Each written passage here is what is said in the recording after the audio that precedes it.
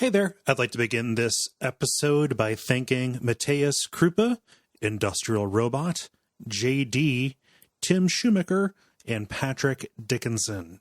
All of these people have gone to patreon.com/Duckfeed.tv and pledged and helped us do what we do here. We understand things are real rough right now, and we appreciate everybody who has been able to kick us a couple of bucks, because, you know, lots of uncertainty going on right now. But we're here. We're not going anywhere. And that is thanks to you.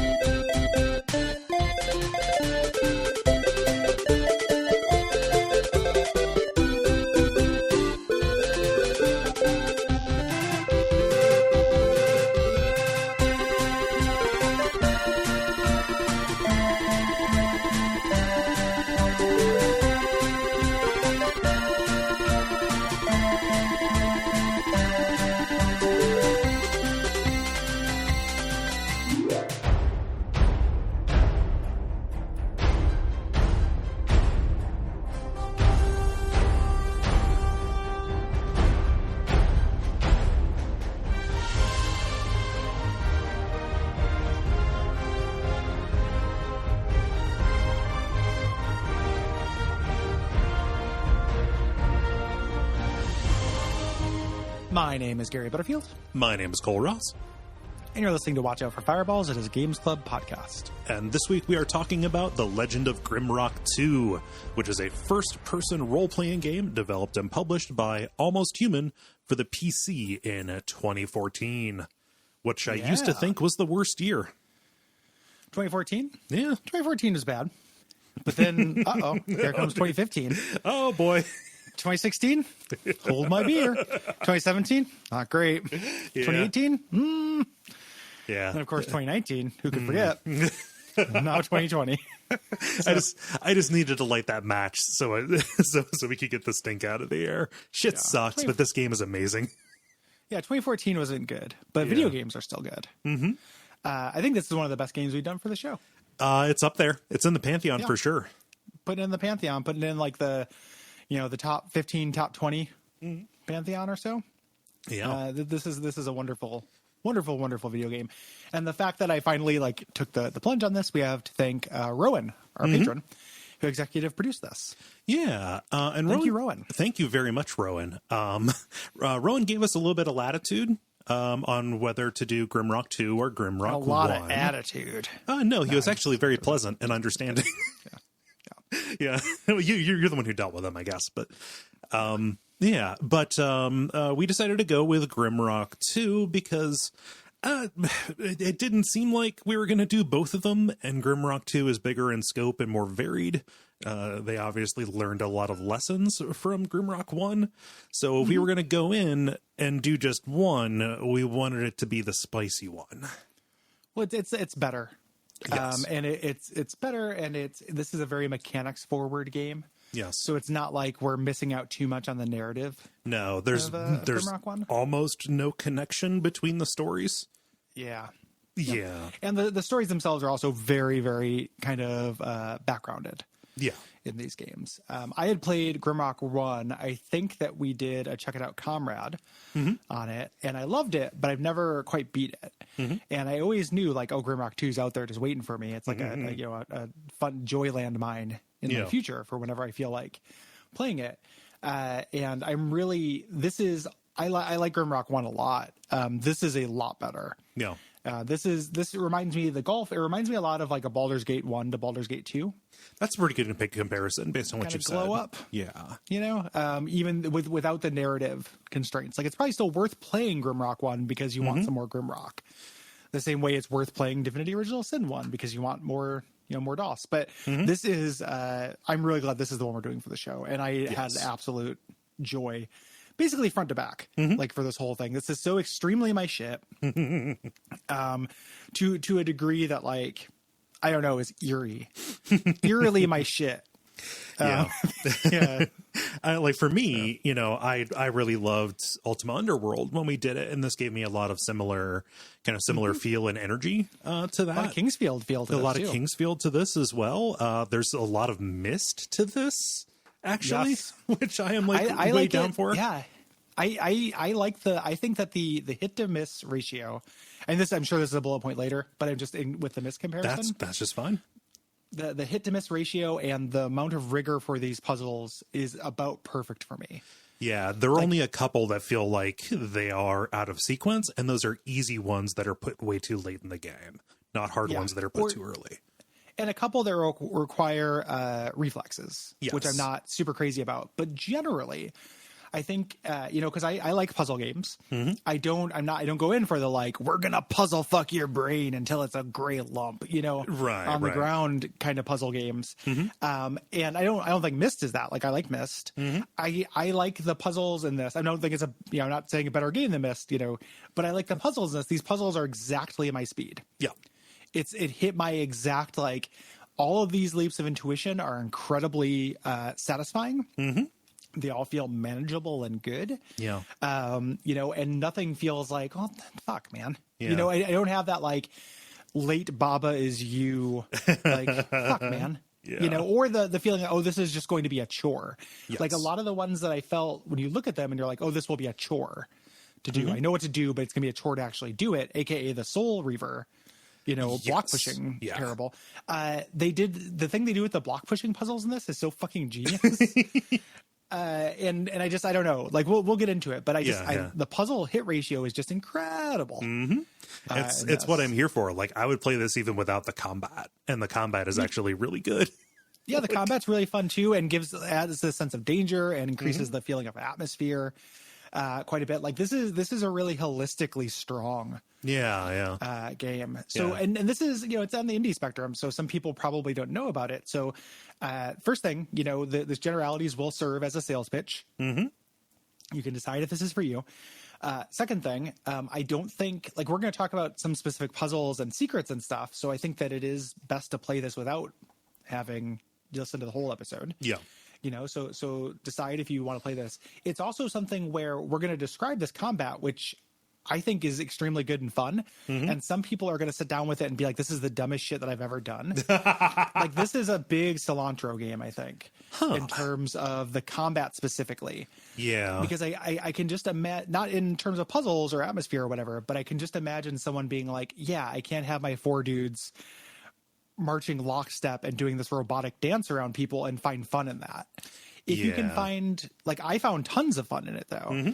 Like this is my shit. Like I think it is objectively very good holistically. The combat is a acquired taste, but I have that taste extremely strongly. Yeah. It took a while to get used to, but I eventually really, really got into it. Yeah. Good shit. So listen to this episode, but play this fucking game. Yeah. It's extremely good. Play this game where you play as a party of 4 adventurers. You're stranded on this island that is ruled by a hostile, cloaked wizard kind of guy called the Island Master, and you're kind of forced to fight these monsters and solve puzzles to earn your escape, as the Island Master leaves notes to taunt you. Yes. Yeah, he's a real jerk. So this is kind of a modern version of a grid-based first-person RPG dungeon crawler, like Dungeon Master, Eye of the Beholder, or even like a little bit like Wizardry or whatever. Yeah. With a good amount of Kingsfield and Ultima Underworld thrown in. One big difference between it and like Wizardry in some of those games is that's turn-based, which we'll get into. Yeah, Wizardry is turn-based. This is not. Oh, yeah, exactly. Thank you. Yeah, Wizardry is turn-based. This is real-time. Mm-hmm. You move around tile to tile. And you can strafe or turn. Like you have 6 moves to get your party in position, and your party occupies 1 tile, standing 2 by 2 like fucking weirdos. It's funny because the first game actually has an explanation for that. Like you are chained together in such a way that you cannot separate. Yeah. In this, no, you just kind of like being around each other. You get scared. Yeah, it's a scary island. Yeah, it just feels good. You're exchanging long protein strands. Yep. And I can't think of a better way to do it. The entire time, And you have to get really comfortable with this weird control scheme. Yeah, there's like a rhythm to it too. Like you press, you know, you press to move, and you'll do like a little like, you know, ease acceleration over to it, and you can actually like dial in moves ahead of time. You know, and that got me a couple of times, you know, before I really got used to the feel of it. And that is also upset by like different injuries you can get. So you really want to, you know, just get used to this and internalize the timing of that, because the enemies are not going to cut you a break. Yes. Yeah. This is a game with, you know, something that tends to be part of my recipe for like really great games is this demands a lot of rigor. This is a hard game. Yeah. You know, combat is very difficult. And it's difficult on two axes. It's difficult numerically. It's also difficult strategically and kind of positioning wise. Yeah. You can't cross through an enemy's square. You can't cross through an enemy square, and so combat ends up not just being the relationship between you and the enemy. It's also environmental awareness. Yes. And utilizing choke points and making sure that you don't get surrounded, these things. So there is a strategic layer to this, in addition to the reflex layer. So you have to do these kind of fast maneuvers to avoid attacks, but also be aware, like, and the once I figure this, like saw this, like once you see through it, the dungeons are full of little dead ends that you can back into, that there's no point into other than that you can trap yourself in there as you're engaging in combat. Yeah. And being aware of those and internalizing that, you roll that into your combat brain. Like, so because it's in real time, you're making a lot of like really quick decisions. Like, I know how this guy moves. I know what the shape of the hallway behind me is to get back to that 4x4 room where I can fight this guy comfortably. Let's see if I can pull it off in reverse, going backwards, right, while facing this guy. Yeah, that's incredible. Like that is a really, really fun, interesting, and pretty unique gameplay challenge. Yeah, you know, including like making a decision on a dime, because like I had basically two broad strategies. If I had one or two enemies that I was managing, it was a dance. You know, you want to move out of the, you know, basically not be adjacent to them when they attack, so you can dodge. But whenever there were a lot of enemies, it immediately became, okay, find a place where none of them can get behind me or to the side of me, so only one can attack at a time. Yeah. You know, and I will end up like face tanking some of the damage because I won't be able to move, but at least I will not be attacked on all sides. Yeah. The four Spartans. Yes. On the bridge. Yeah. And kind of doing that quick triage. Yes. For that is just super, super good. Super good. Yeah. Each character attacks independently. And each ability so you have two hands, and two sets of equipment. Yep. And each ability has a cooldown. So you can't just spam attacks, and there are different rows as well. Yes, it's a 2x2 grid formation. You've got your back party members that will not be able to hit enemies unless they have a ranged weapon or spells. Your front party members will be able to do their melee attacks and such, but they will also take the brunt of the damage. However, if they attack you from behind or to the side, the two characters who are facing the attacking enemy there, they will take the brunt of the damage. They will be more likely to be hit. They will take more damage, etc. So like your back row is not always, less vulnerable. You have to keep an eye on it. And this is a first person game. So there's a fair amount of paranoia and listening for audio cues to see if something is behind you. Yeah. And that plays into a weird kind of simulationist fairness bent. Yeah. In this game, like enemies will spawn in based on like traps and such. Yeah. But they all exist. Like they're in a secret room that opens when something happens. There aren't random encounters. The enemies that are in the dungeon are in the dungeon. Yeah. They'll repopulate if you give it enough time. But so there's a paranoia there, but there's also just, again, awareness. Like you don't leave threats behind because they will sneak up on your backside like that. Yeah. Weapons have different special abilities, weapons and magical items, which you hold their icon for a while, and this consumes energy. So do spells. But this is something; these are special attacks. You need certain skill thresholds to get to those. Yes, and only not every weapon has them. Your basic starting equipment will not necessarily let you do this, but these do cool things like they have knockback, they have elemental damage, etc. Things like that. And those have cooldowns just like all of your other skills. So you can't just spam. You're going to be, kind of just looking for, attacks to be ready to go and knowing which one to use on which enemy if it's available to you. Yes. Yeah. They also have that time commitment where you have to hold down the button to charge them up, which adds another kind of plate you're spinning in terms of this thing. So for something that is on a grid and everyone is just kind of taking their turns, like this could have been wizardry. Like this could have been Final Fantasy 1, like characters standing and just like soaking up damage and hitting each other, but it is very active. Yes. You do not get to fall asleep during combat during this ever. It's really stressful too, because if you need to recover, things do not pause when you go into your inventory. So, if you are out of potions and you need to hastily mix some, that involves like getting distance. That involves putting a lot of, twists and turns between you and the enemy so you can go mix them up on the fly. You have to go in and, right click on the thing in your inventory if it is not equipped to one of your hands. Casting spells takes a long time or takes a little bit, it's more effort than just clicking to attack because you have to trace out a little pattern. Yeah, the real-time aspect of this gives you just a lot to manage. Yep. And it's very, and since time doesn't pause while you're in your inventory, some of my favorite moments of combat in this game were running away and keeping out of the corner of my eye what was going on the screen and kiting an enemy while fucking around in my inventory. Yep. Which is, again, there's a simulationist bent to this. Like, that feels real. Right? Like it's a little bit like the inventory stuff in The Last of Us, maybe. Yeah. I'm thinking of the right thing, where it's like not pausing during inventory is a powerful tool. Yes. For adding like a realistic stress to things. Super, super good. Yeah. And also like when you find a quiet moment, taking a break from the stress to go in and do your inventory Tetris and make sure everybody's holding the right thing and managing your encumbrance. Like that is, I don't know, maybe I just had a hunger for that kind of like tedium tax. I don't know. I like managing inventories. It doesn't feel like tedium to me. It feels like preparation. Yes. Like I need to be prepared for everything. So who's got healing potions on their second set? What is everyone carrying? Does everyone have a piece of food? Because there are battles in this game that'll be long enough that you have to eat at dinner in the middle of them. Yeah. Like, is everybody set? Okay, let's go. And that feeling is extremely empowering. Yes. Like, I am as prepared as I can be for this. I have gained knowledge. I have my avatars prepared. Let's fucking do this. I've mixed up my grenades. Yeah. I've mixed up my grenades. I have these 3 throwing knives, and I know I'm going to default to these darts, and then I have rocks for when those run out.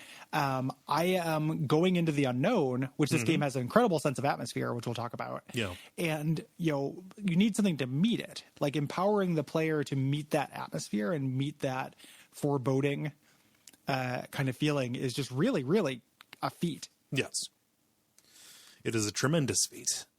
So you're not just like taking health damage, your HP is not just draining as a result of attacks, critical hits and, particular enemies or hazards can inflict injuries. And this is kind of like Deus Ex a little bit where you can take limb damage. So it's like a damage. It's an injury that is associated with every part of your body that you can equip something on. So head, torso, right arm, left arm, and feet. And these like mess around with your abilities. You cannot attack with an injured hand, which for me oftentimes involved switching the items. Like, God damn it, my left arm's broken. I need to attack with my right. Yeah, it keeps happening. This island is so horrible. It'll stop you from casting spells. It'll slow you down. It'll reduce your carry capacity. Things like that. These can really mess you up. Yeah. And in addition to those, there are status effects. Yeah. And so there are poison, disease, paralysis, petrification. And all of them are darkness, I think is the other one. Yeah, darkness. They're all big deals. None of these things are okay. Yeah. The way you get rid of them, typically, the status effects have specific things to get rid of them. But is by taking a healing potion. So you can heal hit points, or you can heal a broken leg with a healing potion. Which is a good reason to keep a lot of low value healing potions on characters, just for that, because if you fall down a pit to go look for treasure and somebody breaks a leg, you can address that right away. Yes. Yeah. So let's talk about the party creation and composition, kind of the things that are available to you. I rolled with the default party at the beginning of this. I'm not sure if it's the same for everybody, like down to character names or whatever, but you can, go through and get more granular control over each character's race and class. Yeah. I will never not create characters. Yes. In a video game. It is the Gary Butterfield promise.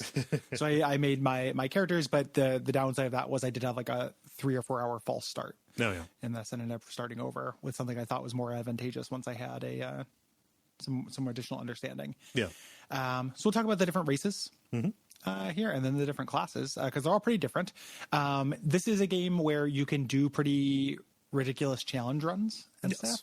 I'm partway watching somebody do a solo run of it, where a single character run of the game, which is pretty incredible. You play as a farmer. It's how you do it, and you just get really good at the combat. And for the first like half of the game, it takes a long time, and then you break the game over your knee because of the experience system.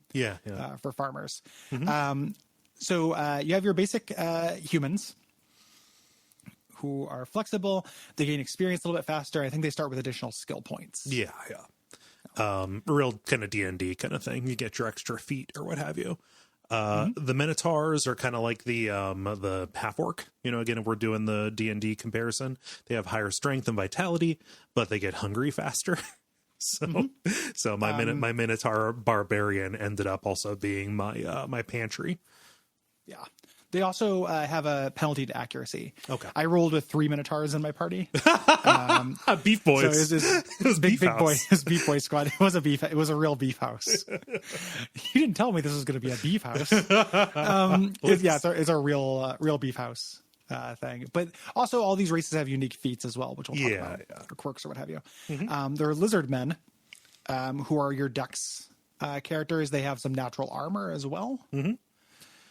For that. Yeah, you've got insectoids, which are good casters with natural armor. I didn't get a chance to see what their downside was, though. I forget what their problem is. It's like a stat. Yeah. Penalty and stuff. They also, I think insectoids also have a resistance to having limbs crippled. Yeah. Which I didn't realize would be so. I didn't take any, but it would actually be very powerful. Actually, no, I do have one. My alchemist was one, but that's incredibly powerful. Yeah. In this. Yeah. Then you have ratlings, who are, they have high dex and evasion. They're immune to disease. And also they have a bonus where they can randomly get stat ups if you feed them cheese, which is fun. So three of the races have favorite foods. Okay. Where they can randomly get stat ups. Gotcha. I think it is insectoids like eating the eggs. Rats like the cheese, and lizardmen have one. The humans and minotaurs don't. Gotcha. The ratlings both get random stat ups just for leveling up as well. Yeah. So they have a chance to get a random stat. A random stat is less good than you might think. Just because it's like, well, I don't really need that stat. Yeah. And if you're playing with an alchemist, you eventually will be able to gain a lot of stats. Yeah, you'll get the ability to mix those up. And speaking of alchemists, we can talk about the classes here. Alchemists are confusing because mixing potions is not necessarily a combat role. It's just an ability that you want to put skill points into. Their combat role is actually with firearms. Yes. So they the way firearms work in this game is they have a chance to jam. Yeah. Alchemists reduce that chance. The biggest for me, and I used an alchemist, but I didn't touch a firearm in the game. The biggest thing for me is that alchemist herbs, reagents multiply in their inventory. They pocket mulch. This is, I can't imagine doing the game without this. Right. I mean, I know people have. Again, there's that guy who's doing a single player or a single character run through, but this to me was such a powerful ability and was the reason why I succeeded in the game.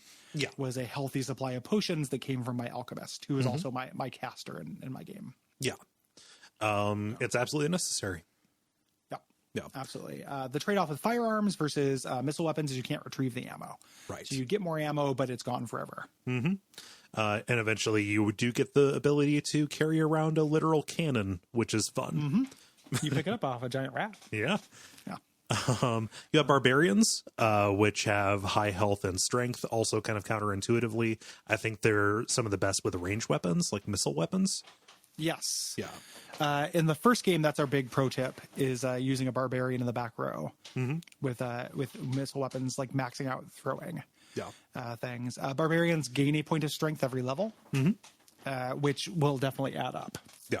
In addition, you also have battle mages, who are kind of frontline mages who can wear armor without necessarily taking a penalty.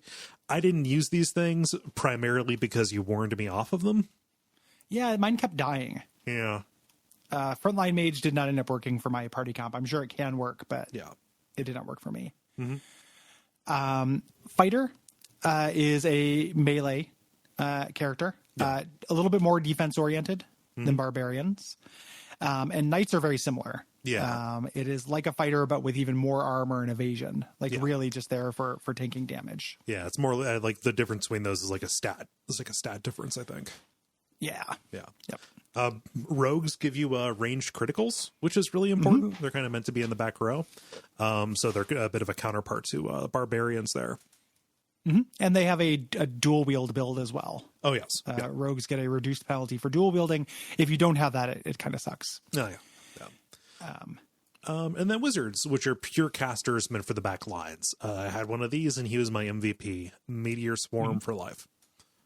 I ended up using my alchemist as a wizard because, Gotcha. as we'll find out, the classes are not prescriptive in what you can do. It's a skill-based system. It's just for those little perks. You know, so it was a weird thing where I had my alchemist hold all my reagents and then had a rogue in the back who was my missile weapon guy mix all, like actually use the alchemy skill. Okay. So I just like transferred my alchemy sack over to him when I needed to make potions. Yeah. And then ended up using the alchemist to do all the magic because of the stat boost that he gets. So he has more health than a wizard. Yeah. And stuff. And I stole that tip from internet. Gotcha. The internet was like, try this. And I was like, cool. Oh, that works. Cool. It works pretty well. Magic is really powerful in the game, which we'll talk about at length. Yeah. There's also the farmer, which is the like joke class for a thing where you have no additional abilities, low hit points, and you don't gain levels through combat. You gain levels through eating, you know, like a farmer. Like a farmer does. It's actually extremely powerful. I think it's like 6 food per level for the first 15 levels. Wow. So that is why the person doing this single character thing has done a farmer, because he has 4 people's worth of food. Yeah. In the game. The game also budgets out food as if you're going to be stuck on puzzles for a while. Yes. So there's plenty of food in the game. Like it does a lot to create a sense of danger without too much actual danger. So I can understand the appeal of the farmer now that I've gone through the game. Well, especially if you make a beeline for the storm breach sewers and go to that weird little fish shrine. Yeah. Like, hello. Yep. Unlimited. Or if you spend time in the herder boss fight and just because you can just farm up their heads, and just eat them forever and just, get up to level 15, like basically really quickly. Yeah. Head munchers. Yep. Yeah. So you can also assign traits, which are a little bit like perks or feats at creation. And, just some of these come by your class. Some of them come from your race. There are also ones that you can gain through either skill point allocation, like, meeting certain requirements, or, there's at least one that comes from a book that you get. The party leader one. Yeah.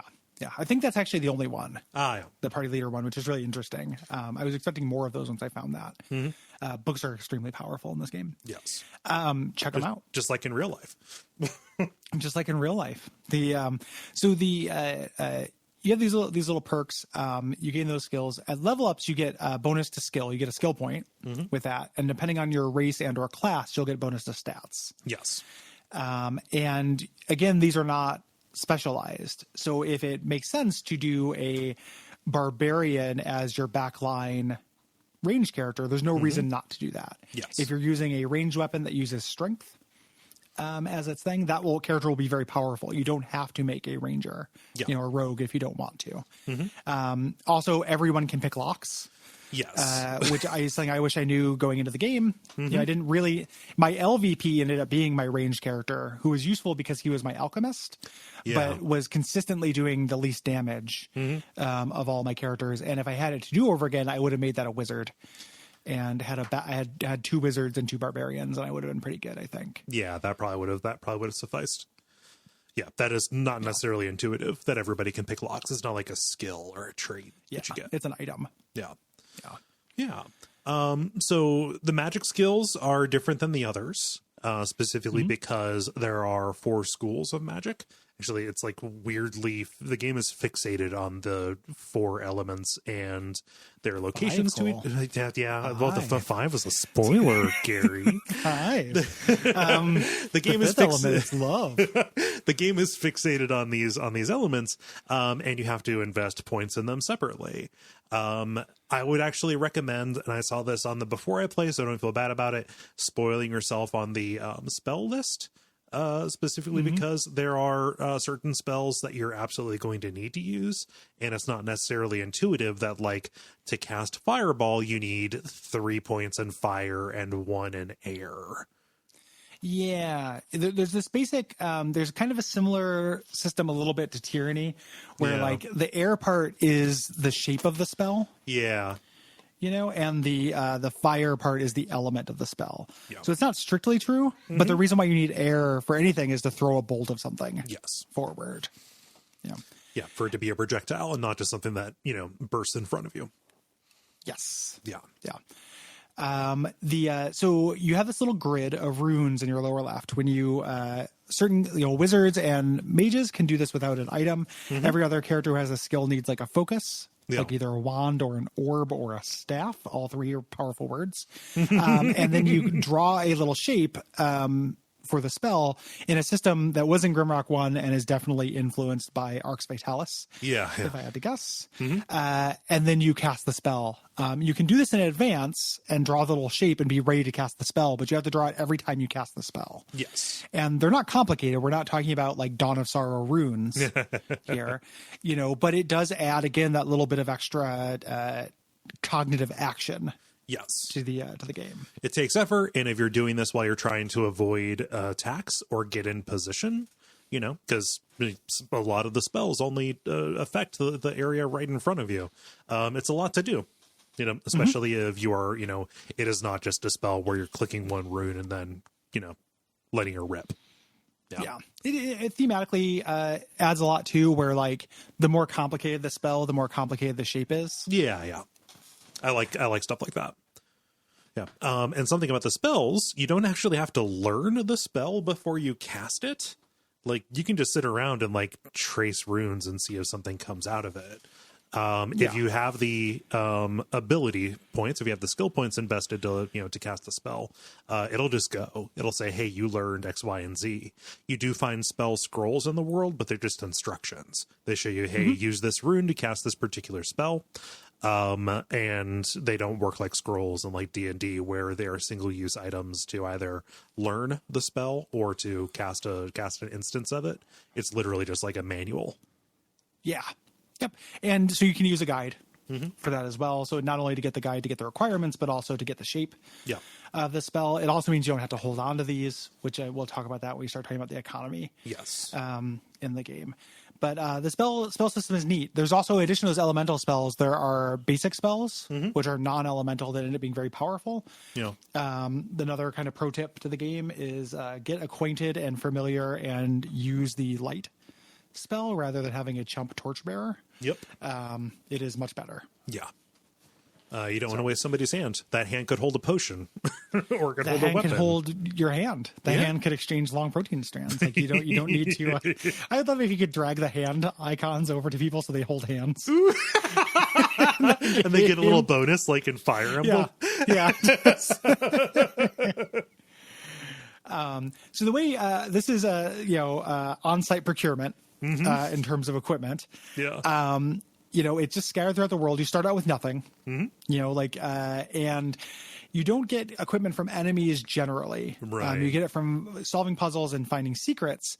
And there's a very satisfying power curve in this game of starting out with branches and bones and ultimately ending up with named blades and shit. Yeah. This is great. I love starting with nothing and scrapping, just like literally killing turtles on the beach and going all the way to the end and killing a dragon. How much did this game want to make you eat a turtle steak? Because for me, it was not insignificant. I wish it was not a moral crime to do so. I don't want a mock turt steak. I know their eggs are leathery from reading Hatchet, but yeah, also would eat. Like this made me want to eat all of God's creatures, like in a way that few games have. All God's creatures, big and tasty. Yep, exactly. But no, a turtle like steak. a Dr. Doolittle. Yeah. Kind of character, like the dark side of Dr. Doolittle. A Chef Doolittle. Yeah, yeah, exactly. You just like it talks to you in your stomach. Yeah. So going through it and killing these turtles, extremely satisfying because they're arrogant. Yeah. And you eventually, that's how you get your equipment. As we mentioned. And one of the things that is hardest to get used to in this game, but once you embrace it, is really, really satisfying. There's no economy in this game. This runs against the entire moral of 2019, which is that game economies matter. It doesn't run against it. It stands in relief to it. If this game had this is how to do it right. Yes. How to do it right is to eschew needing to sell stuff and actually have like a soft currency. The best way to do it is to either do it no half measures, do it like this and have none, and do not just kind of do a half implementation that will not work throughout the game. The lack of the ability to sell and buy things did not actually dissuade me from exploring and engaging with the game on its terms. Yeah. Yep.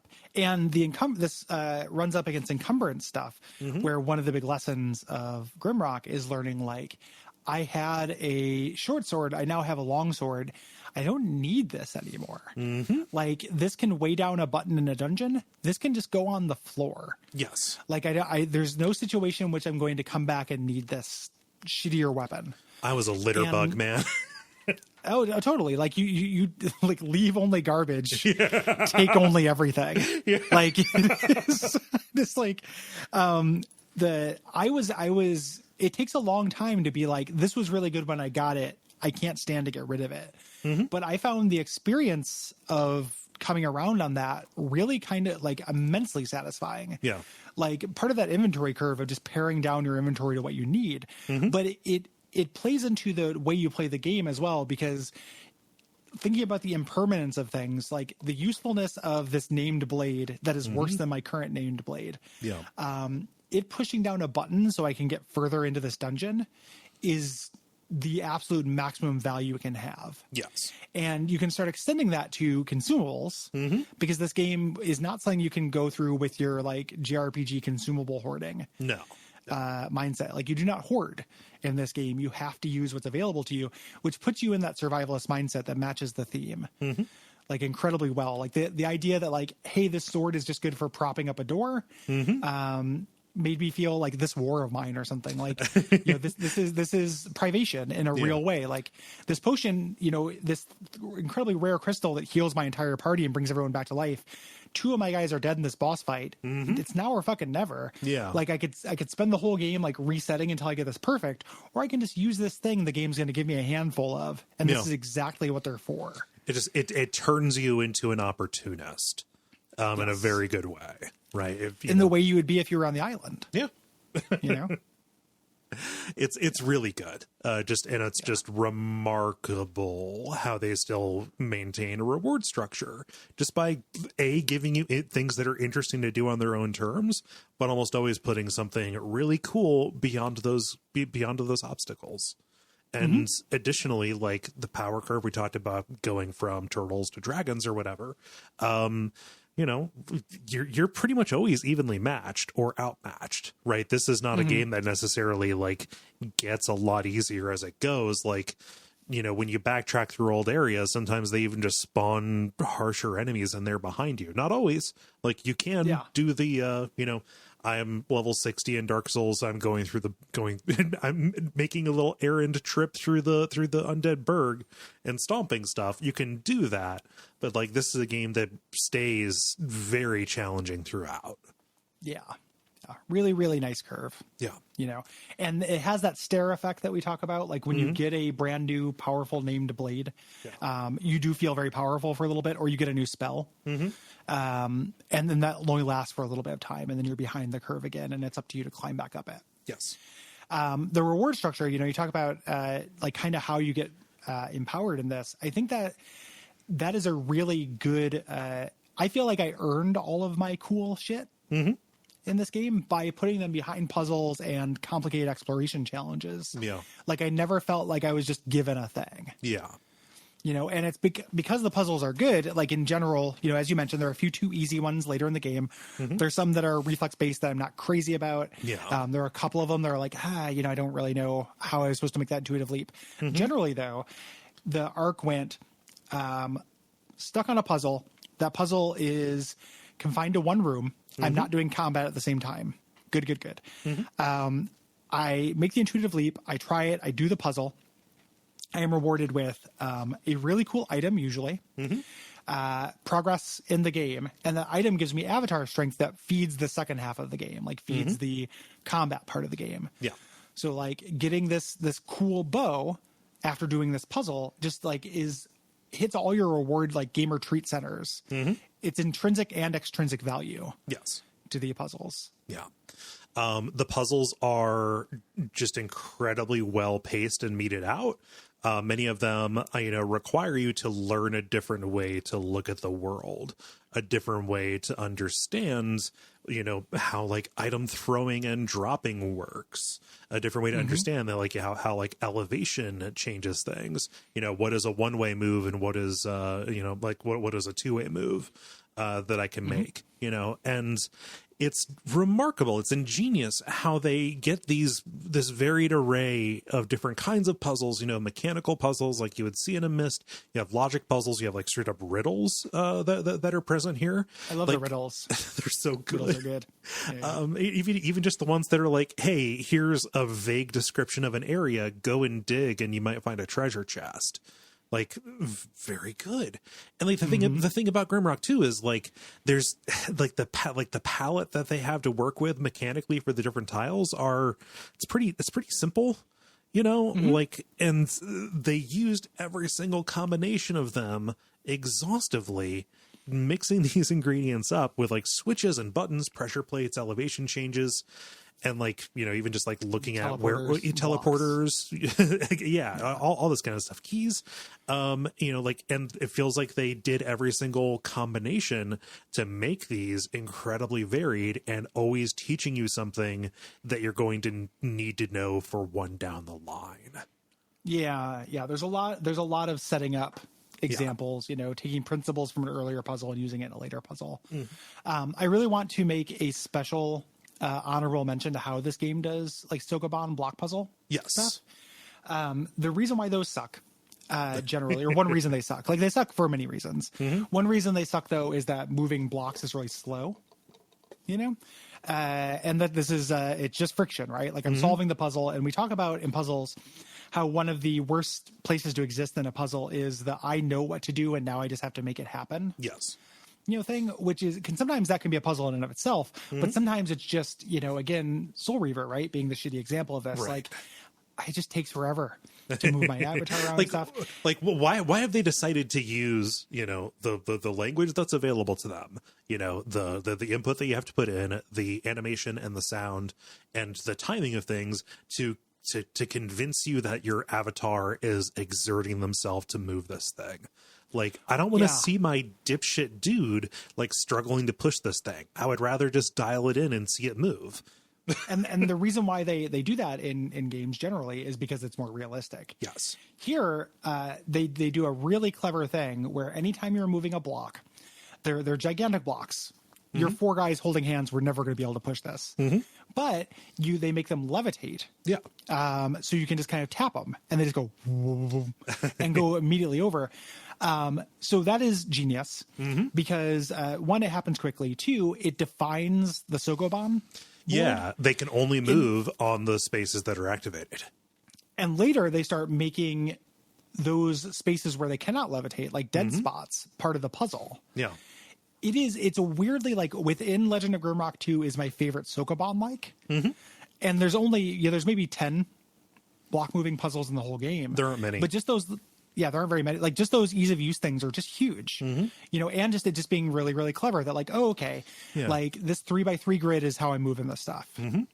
Cool. I know the bounding box, we talk a lot on the show about like a puzzle being a thing where you have the components. Mm-hmm. Like, what a puzzle is. Like, these are the components of the puzzle. Mm-hmm. It's now to me to figure out how to use them. And this game does a really good job of signaling to you what those are. Yes.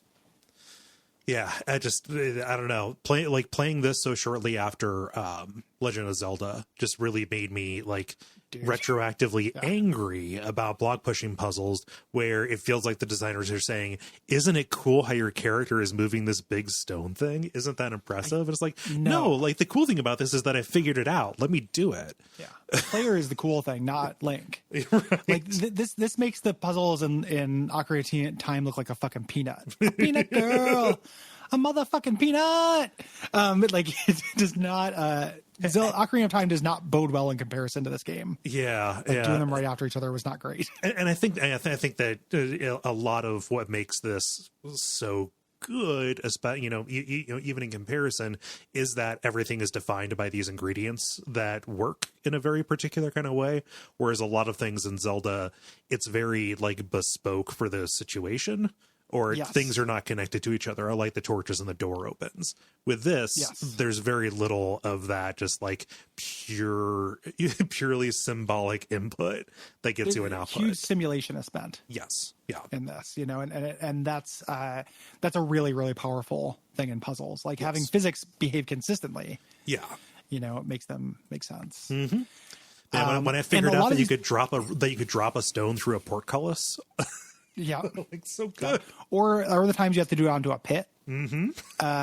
Into a pit because there's a button down there. Uh-huh. But I can't. If I fall down there, it resets things, so I can drop the stone from above to hit that thing. Like, just it makes sense within the physics. Puzzles in this game are often also optional. Mm-hmm. You do them to get treasures. The map is really dense with these kind of strange features that kind of show you like, hey, something might be hidden here. Mm-hmm. And the way the game honors that is one half of a proposition, right? Like one half of what a game can do is say like, hey, there's secrets everywhere. Yeah. The other half of what the game can do is make those secrets worthwhile, right? So like this game with all of its secrets and stuff, if you just had the intrinsic reward for doing them, it would not be fun if you got 10 silver pieces from or like 1/4 of an herb piece from this. Like you almost always get something significant. Every once in a while you get something that won't work for your build, but you have 4 characters, so you have kind of a widespread for builds. If you don't have somebody who's using thrown weapons, well, maybe you find something not good, but they generally will put a couple potions, something else good with it. Yeah. Or a hint for another thing elsewhere in the dungeon is what they often do. Yeah. They just do a really good job of like setting up the impetus to explore and then rewarding the exploration. Mm-hmm. Yeah, it's great. Another thing that I really like about this, again, just honoring exploration and not like unnecessarily punishing you, is that there's no instant death pits outside of one particular bad and dumb area. But if you can fall, when you go through this, either a trapdoor or just off of a ledge, you're going to land in an explorable place. Sometimes you're going to land in the middle of a bunch of enemies. You got to fight your way out of that. You're real surprised. You might not be prepared for it. But beyond those enemies, or sometimes you just fall into this, there are whole areas of the map that can only be reached by falling. You're going to get down there and you're going to find another puzzle. You're going to find a shortcut back to before. You're going to, get a lot of really worthwhile things to the point where, like, if a puzzle involves pitfalls, I might just take a quick save and take a drop down there to see what's up. Yeah. Or eventually you get a rope. Yeah. So you can just kind of like go down there without hurting yourself. Without breaking your legs. Without breaking every 4 people's legs. Without breaking 8 total legs. Or who knows how many with the insect guys. Oh, yeah. And a lot of times, sometimes there's a lot of times there's content. A lot of times there's not content, but the game just kind of throws you a bone for it.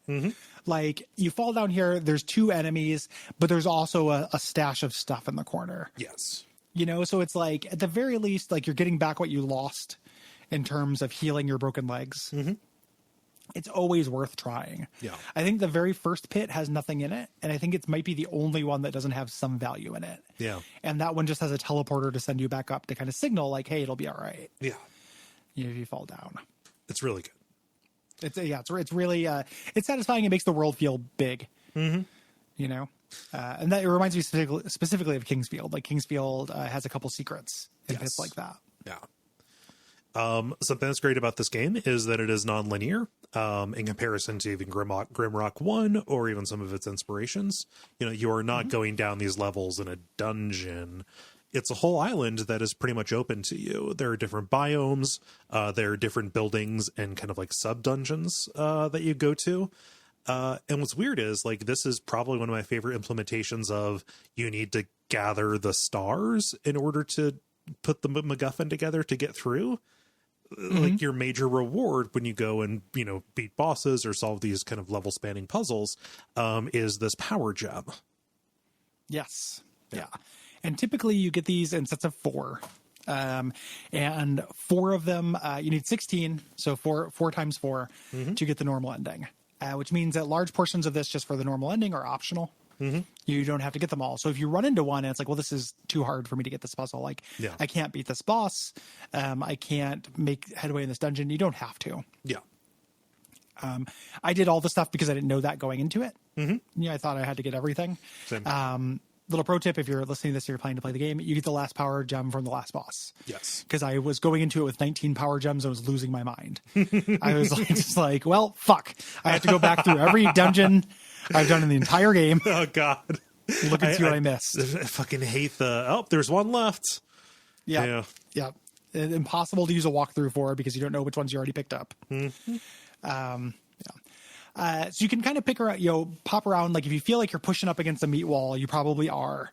Yeah. You can go somewhere else. I ended up skipping a really minor dungeon early on accident, and that ended up like putting me behind the power curve. So when I went into the next area, I was under leveled for it. I just powered through. Yeah. And I was like, I can do this, and I did it. And then I came back later, and the other area was easier.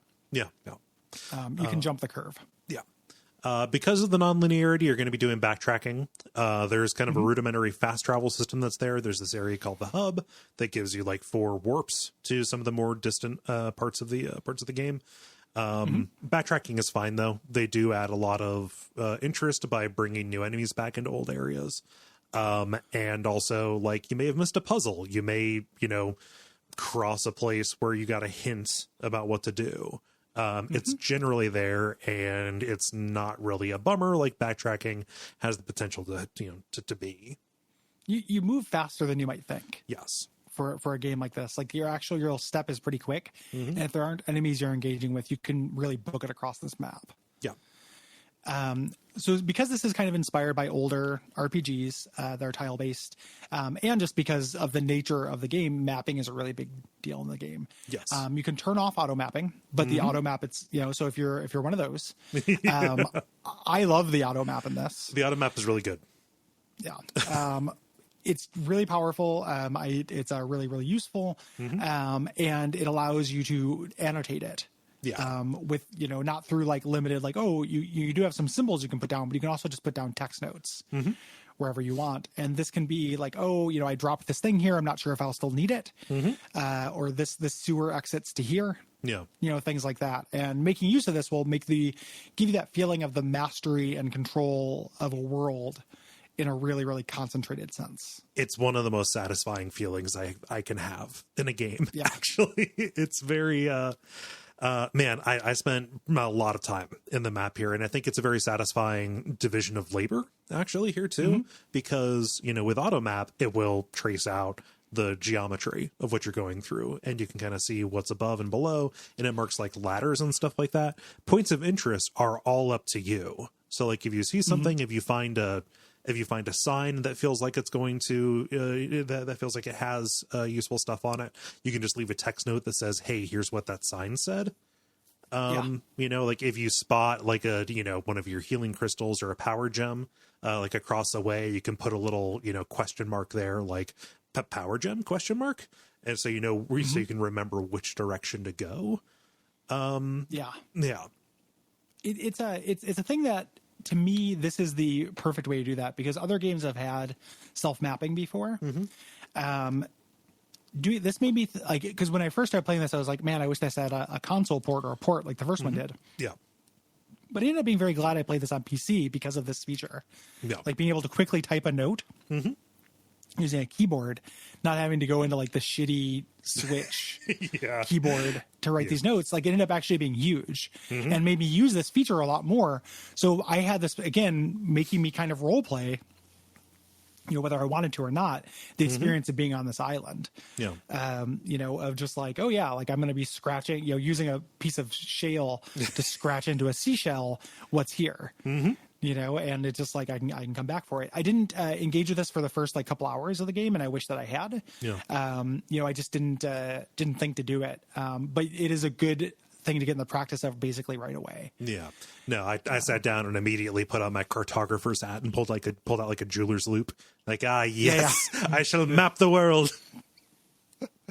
To me, this is the fun version of this. This is, I made maps on my own on graph paper, you know, playing video games as a kid. Like I remember mapping out dungeons in Dragon Warrior. You know, things like that. This auto map, but with your own annotations, is the balance that I like. It's a very good balance.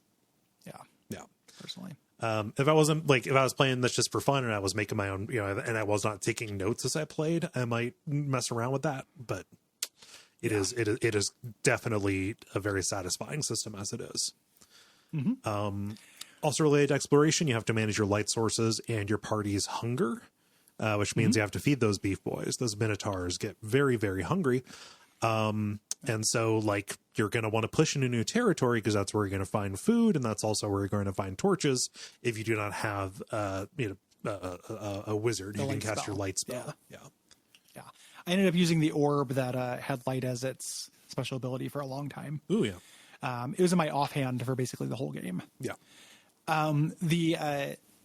So food generally comes from enemies, which means that there's this relationship between pushing forward into new territory and subsisting. If you aren't pushing into new territory, you're generally, you know, you can still find some scattered food here and there in the form of eggs or fruit and stuff, but you're mostly taking meat from enemies you're killing. So if you're not pushing forward, you're not going to survive.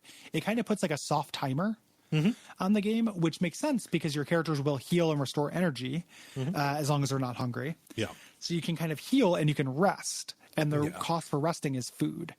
So there's this a little bit, you know, it almost reminds me a little bit of like how Shadow Tower handles equipment durability. How it's your like weirdly your HP, equipment durability, and money are all the same. In this, exactly. In this, like your combat efficiency, food, and HP all have this kind of like relationship to each other, this synergy. And they do something really interesting with this. Like generally, you know, enemies you'll fight will drop food. They eventually, there's a dungeon where no enemies drop food. So when you've been doing all of this hoarding, you know, I had all these beef boys. Most of them took the trait that made them less hungry. But you know, bringing all these beef boys into this dungeon and being like, okay, like, hey, big box of food I've been carrying around since the beginning of the game. Time to shine, 24 turtle eggs. You know, time to glisten. Time to wetly glisten. You gross fucking bio mistakes. Good shit. There is a stay night cycle, as we mentioned.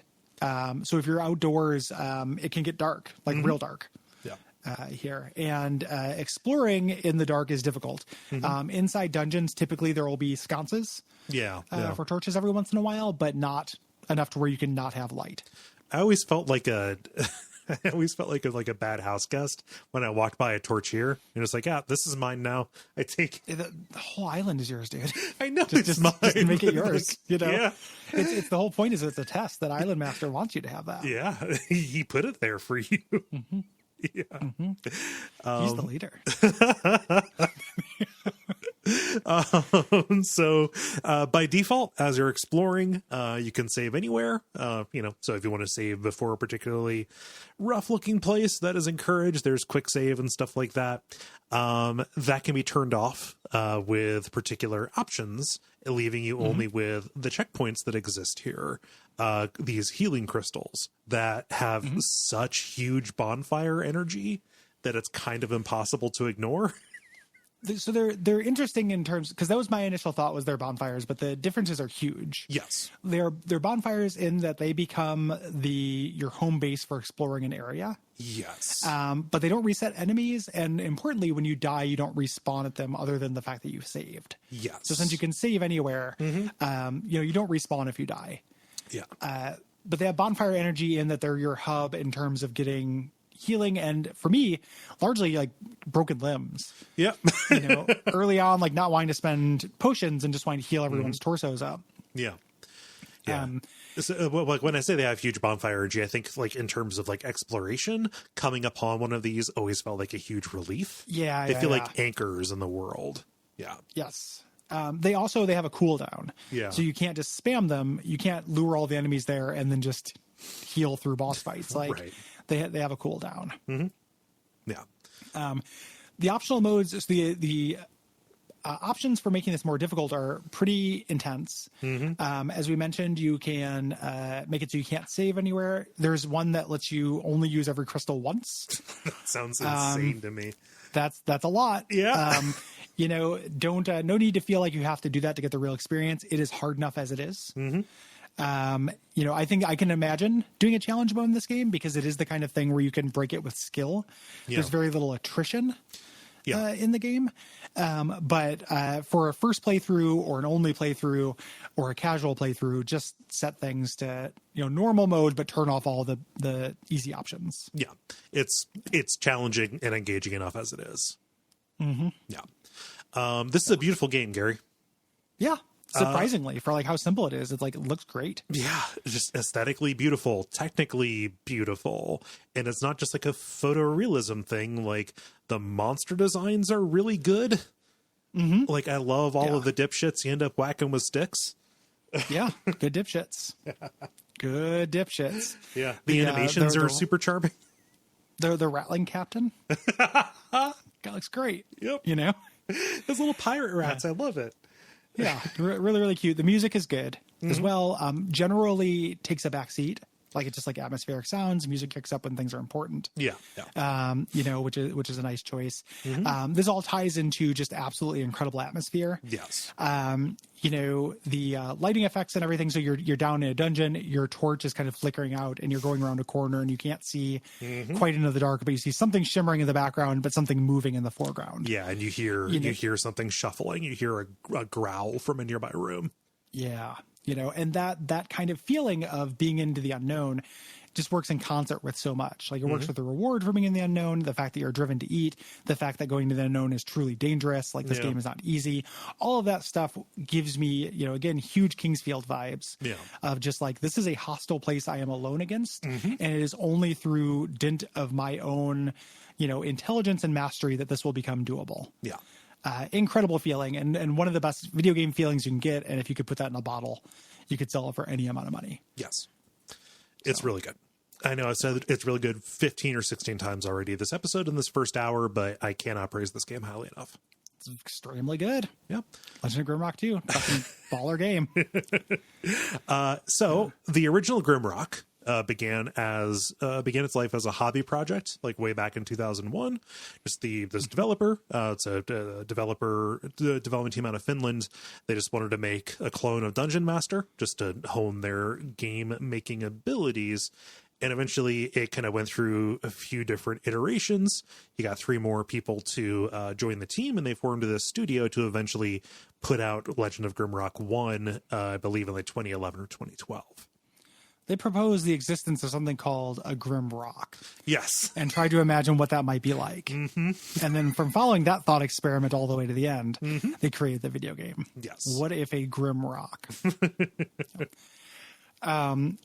So, it was very successful. Grimrock 1 is an early indie darling. Yeah. kind of thing. It is ported to a lot of different stuff. Plays really well on iOS. Mm-hmm. So I recommend that, especially on iPad, but even on iPhone. Yeah. Plays really well. So they started working on an expansion pack for it, but that just kept growing in scope. Mm-hmm. And they kept hitting these limitations with the original engine, so they decided to double down and make a full-blown sequel. Yes. There are development tools available for this. Mm-hmm. You can download fan content and custom modules. Mm-hmm. I have not done that, but that sounds awesome. Yeah. I'm really glad it's extant. I've not found like a resource that says like, hey, this is the one of these that you should play.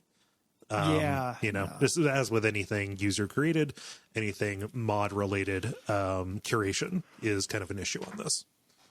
Yeah. Also, seems like the Steam Workshop thing would be a good place for that. I just haven't looked yet. Yeah, I haven't looked at. Also, I have very little faith, given the difficulty options that are available here. I have very little faith that the people who would take the time to make a custom module would not make it a difficulty fuck module for people who kind of hit the surpass the expectation. Let's say, of the original Grimrock. So I don't know that I want Grimrock 2 levels to be more more Kaizo than they already are. Yeah, Kaizo Grimrock is not interesting to me. But the nice thing is, like, the tool set is pretty limited. Yeah. Like, I could see them taking puzzles and just making them, like, shittily designed, like, counterintuitive and such. Yeah. But the combat is such that there's kind of like a bounding box on how hard it can be. Yeah. So I could see somebody doing cool stuff with it. I might look into it because it is good. Mm-hmm. These games did well enough. They're kind of cult hits, a little bit like kind of darlings, but not huge numbers. Mm-hmm.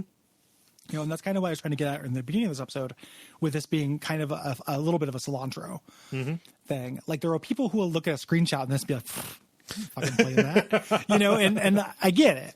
Yeah, I get it. But if you value any of the stuff that we're talking about, join us. Yeah. As Grimrock Americans, please come along.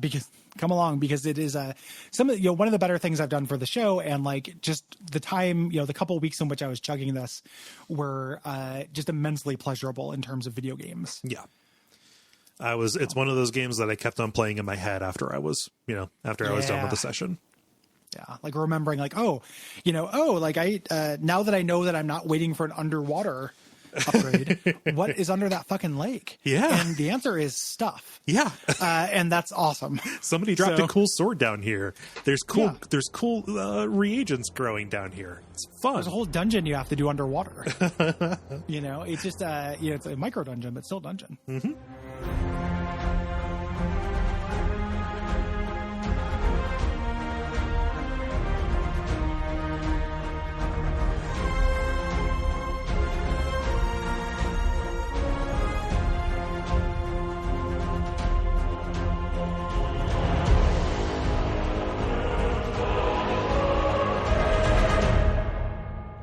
So let's get into it.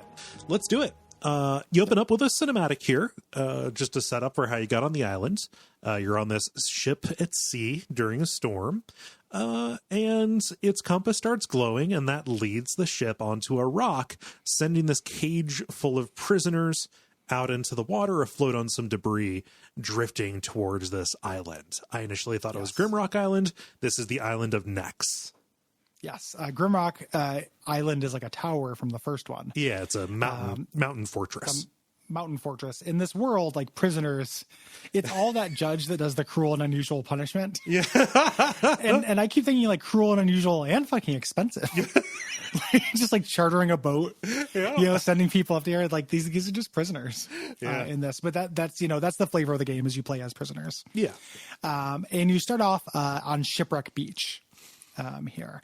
So you wake up in this cage, and it's a little tutorial where you reach out and grab a branch and then break open the cage. Yes. Teaching you that you can hit inanimate objects with your weapon, which you'll need to use to break through brush and such. Teaching you that you can reach through certain barricades and things like that. There's a very dense little bit like one square tutorial that they give you right here. This whole island is amazing. Yeah. I think this island with the micro dungeon under it is a really, really great Green Hill Zone. Yes.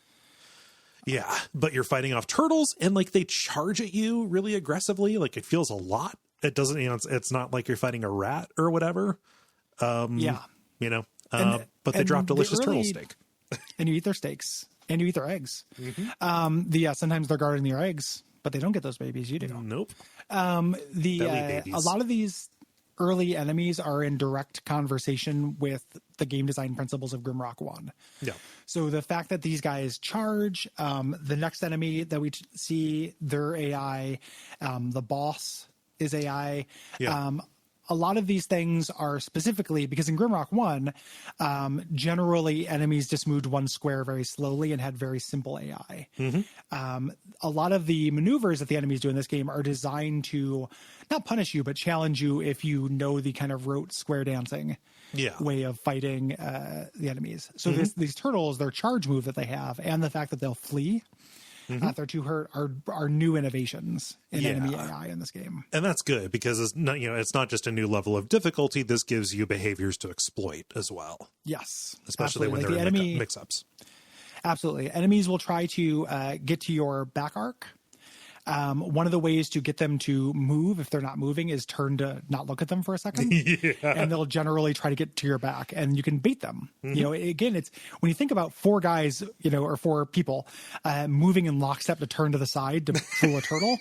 It's patently ridiculous. It's like a marching band.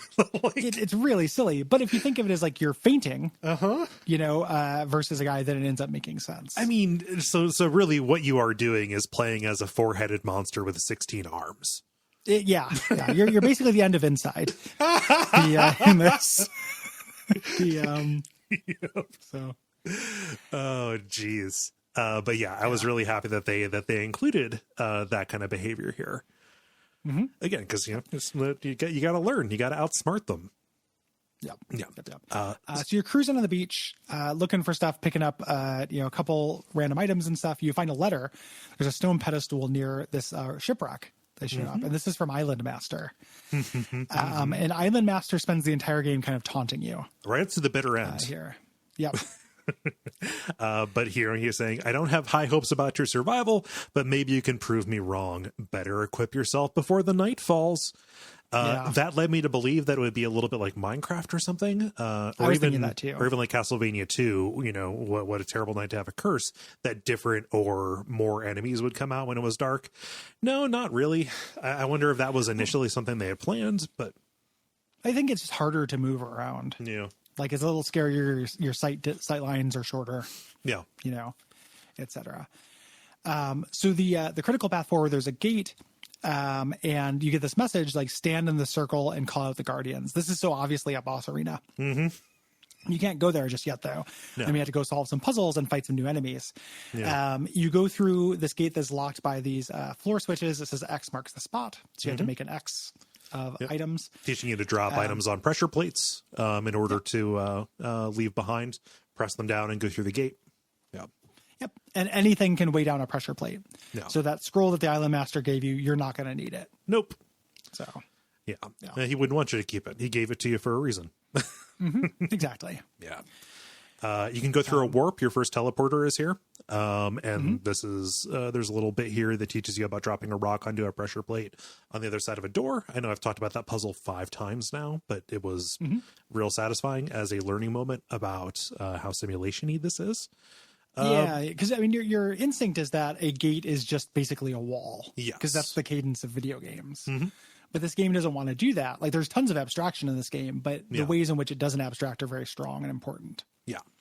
But you're doing some of this not just to eventually get the horn that you need to move forward, but like when you solve this puzzle, you get a dagger, you find a potion, you find a key, you get a shovel with a note explaining vaguely where something was buried, and you go dig it up to find the things that you need to proceed. You find a rapier, which is not just a key but also a good weapon for you to use. Like, it's all put together. Yep. There's also down here you can use the key to open up a door that's off of the boss arena to get a very powerful dagger. Yep. As well, that was the first special ability that I saw. It has a life drain special ability, which is really cool. Here, you're also introduced to the little fishmen. Oh, yeah. Whose name I can't remember. They're called something really dorky like Scrunguses or something like that. Like they got an incredibly dorky name, but they also exist in conversation with Grimrock 1 combat because they can jump 2 squares. Yes. So they will charge you. Here, you cannot just like stand back and like stay, keep 1 square between you and throw things at them until they die, because they'll tackle you. Yeah. So these first several enemies are very clever in terms of what they have on offer. Not so much with the mummies, which we use the rapier to get down into the Dead Sailor's Cave, which is our first dungeon. And we face mummies, and mummies are basically just mummies. Yeah. Not a whole lot to mummies. It's zombies. They don't curse you or anything, Yeah. some of the mummies, I don't know. I don't think it happens here. Like maybe there's just one of them where this is the case, but mummies start marching 2 to a square and later on 4 to a square, which is a lot. A couple of different enemies can do that. Yes. The water goblins are called Zarchtons. There we go. I knew it was something dumb. There's the dumb name. Yeah, Zarchtons. So the Zarchtons. Yeah. So down here in Dead Sailor's Cave, there's a puzzle, to get into where the Horn of Summoning is. Just basically, I think it says like act quick or think fast or something like that. Oh no, that's later. This is the one where you have to step on. There's a reset button. There's a pressure plate that opens and closes a door. You have to step on the pressure plate, weigh it down, then press the reset button to go through, because otherwise so it starts in the down state. Yes. Yeah. And this is the first of the like really sneaky fun traps in the game, because once you do this, zombies come out, or mummies come out basically right away. Yeah. I like the way that this game trolls you. You should be riding the quick save in this game regardless. Yes. In my opinion. But when you do one of these things, like the game will do something just kind of like dickish in a way that never felt unfair. Yeah. It always gave me like Sen's Fortress smile, when that happened. Yeah. There are lots of laugh out loud moments in this. Totally. They use trolling you as comedy. There's 2 of them I really have been waiting to talk to you about. So I'm really excited for when we get to those. Yeah. Down here is also when you fight your first, Undead Legion or something? Something like that. Is it here or is it under Twig? Are you talking about the skeletons with basically the skeleton warriors? I thought there was one of them down here. Maybe there's one down here. Yeah, I do not remember clearly where you see your first one. Man, the first one of those messes you up bad. Well, they again, in conversation with Dead Grimrock 1, you can't flank them. Like they need to put their side in front of you. If you walk to their side, they do like a side swipe. Yeah, they punish you. At you. They can attack their sides, which an enemy attacking their flank is just like, whoa. No, that's not allowed to happen. That's not allowed to happen. And they are monsters. Like they're horrible, initially. And they consistently are a threat throughout the game. Like every time these things show up, they're a pain. I think there's one of them in a secret room down here. Yeah. I would need to like go and do like just comparisons that I'm not really, and I don't have the time or energy to do it. I don't even think they add, I don't think they make them tougher when they go on. I don't think they do more damage. I don't think they have more HP. I think they just throw more of them at you. Yeah. Yeah. Generally enemies that are, I think that's definitely true, because later we're going to find that out with mummies. Yeah. I think that generally enemies are the same. Yeah. In this. There's also not like color coded ones. You're not going to find like, ogres and grogers. Yeah. There's no palette swaps or whatever going on. Yeah. Yeah. But yeah, you get the Horn of Summoning down here, regardless of you fight one of those Undead Legion kind of guys.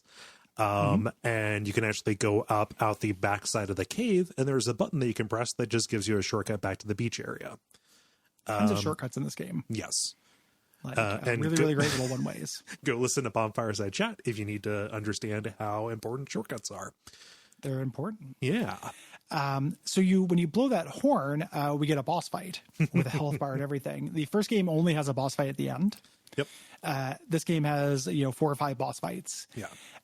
In general, I love this game. I'm sparing with my criticism of it.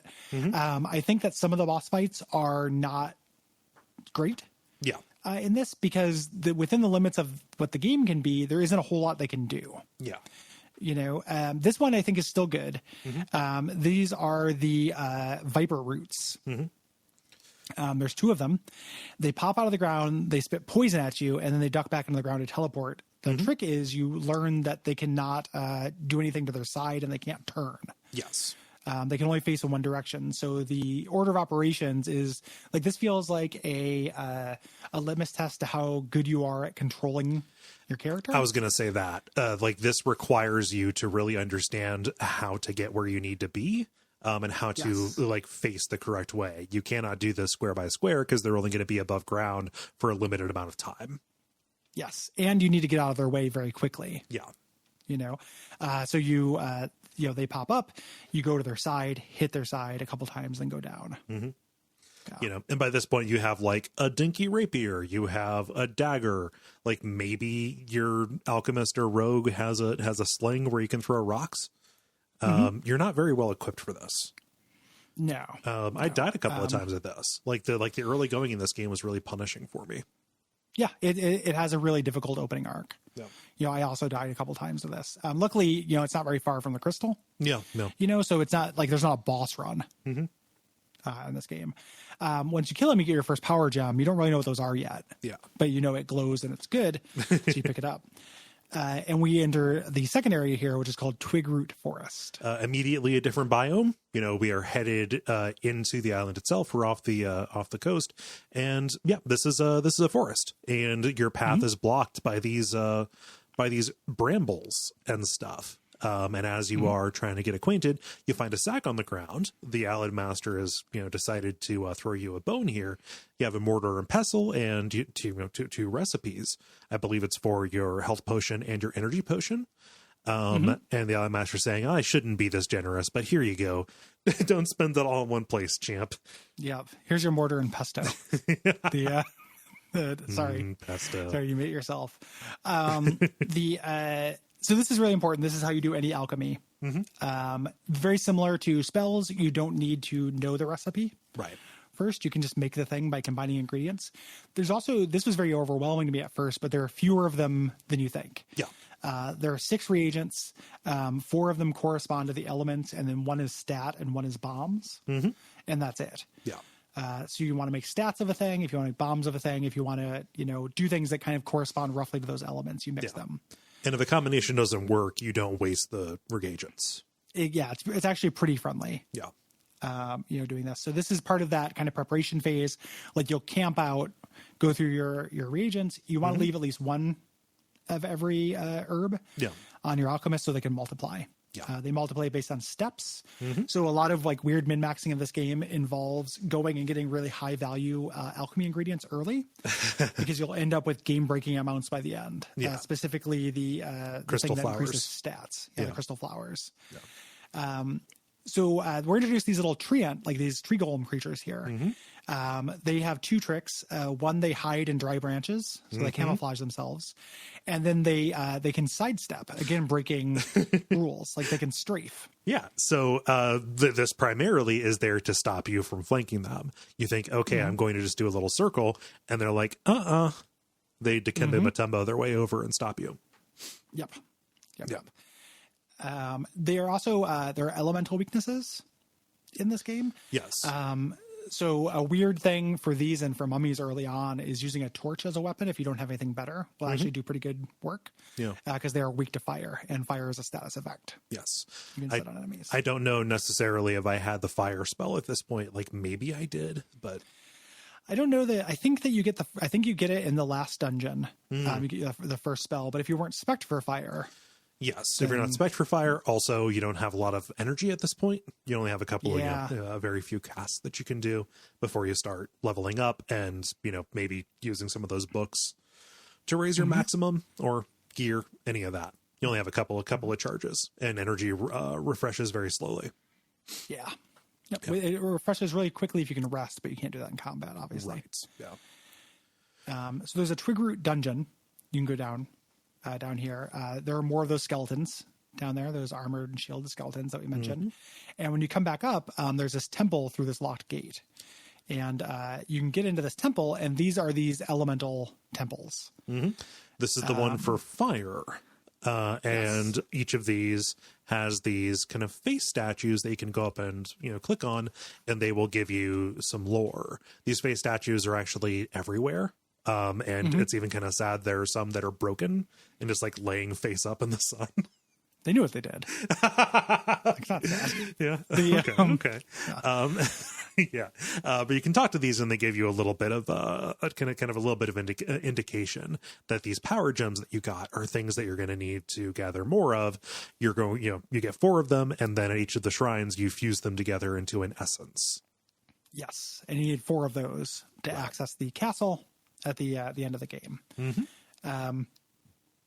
There are wargs here as well. So these wolves, these will travel in packs of 2. Yeah, and they will wreck you. Yeah, they're really tough. When enemies inhabit the same square, they don't die at once either. And there's a little bit of directionality. Like if somebody shoots a missile weapon in your back right, they'll only hit the right enemy. Yes. However, spells will affect everything on a square. So that's kind of the shortcut for these. Magic is very powerful. Yeah. Here. Something that I enjoy are these weird little codexes that you can get. There are certain things in the game that give you directions, but in kind of a made up language. You find your first one of these here. It's like R-A, Uhuko, R-A. And those are just encoded north, south, east, west. And eventually you find a translation note for these. I didn't come back to this one, but this is kind of peppered throughout. I only remember finding this one and the one that is the main puzzle for this. They're instead of like, they're not cardinal directions, they're forward, back. Yes. Left, right, and turn, and they're numbers as well. So the idea is this is like number of steps, 3 steps forward, turn right, 2 steps forward, etc. Yeah. These give you, here you can use a shovel where it tells you to go and get some treasure. Yeah. I think, or maybe you don't even have to use a shovel. It might just be that there's some treasure there. I find this hint, because people talk about figuring this out here.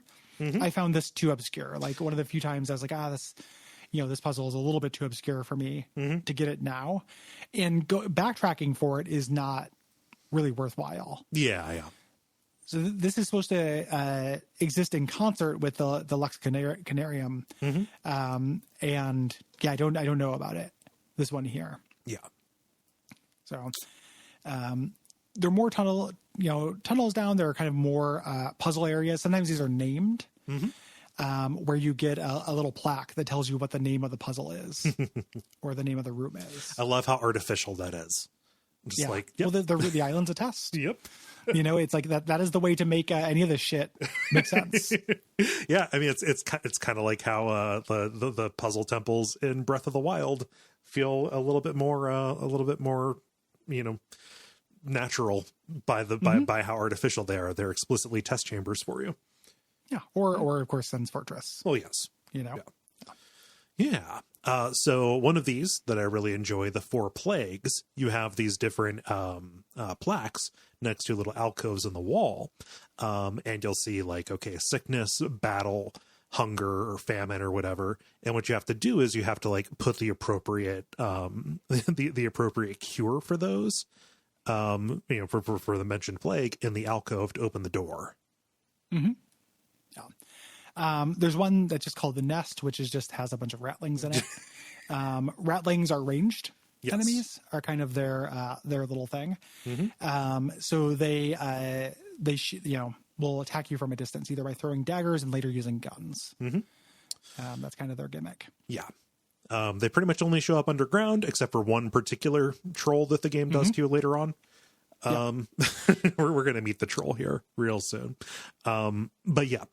There's a puzzle down here called Be Quick. This is the one that I thought happened a little bit earlier, where you have to you're in a hallway. There's a pressure plate and a door. Also, there is a trap door. You have to step on the plate, avoid a projectile, and then cross over the trap door to go through the open door before it drops open and deposits you lower in the dungeon. This is reflex based. This is about as reflex based as I like these being. Yeah. There's only one of them I really hate. Yeah. That is reflex based. And we'll talk about it. It's one of the ones I think is kind of badly designed in the game. Yeah. But generally, I don't want to try to be quick for puzzles. But this gets you a power gem. So, and the faces we saw told, some of the power gems are above ground, some are underground, like basically told you to look everywhere. Yeah. And like most of the major above ground areas, they all have, either major or minor dungeons below them. Mm-hmm. Yeah. There's a puzzle room called the Philosopher's Stone, which is the first Sokoban thing. You have to use a stone to weigh down this pressure point, and once you do, it activates this floor that levitates giant stones. Yes. So you can push that stone onto the correct square, which opens up a teleport. There are no like teleport mazes in this. Yeah. A big thing that this is better than say like Eye of the Beholder is that the teleport stuff all makes sense. Like nothing is just like, well, we just sent you somewhere you don't know where to go. Yeah. Like you're sent somewhere for a reason, and they're used in puzzles and such. Again, it has a simulationist sense to it, not like a fuck you sense. Yeah. There's one thing that kind of approaches being a teleport maze in the final dungeon, but it is easily, it's understandable. What happens there. Yeah. So it avoids the problem. Yeah. So you go through the teleport room and like, yes, the key that I need to proceed. It is back here in this little alcove. I'll grab it. And then more skeletons than you've ever seen in your life will flood out and attack you. Yep. One of the first really big combat challenges of the game that is not a boss. Yeah. This is where I just like backed myself into an alcove. And like, I can't maneuver around these guys. I literally just need to face tank them. Yeah. Yep. Yeah.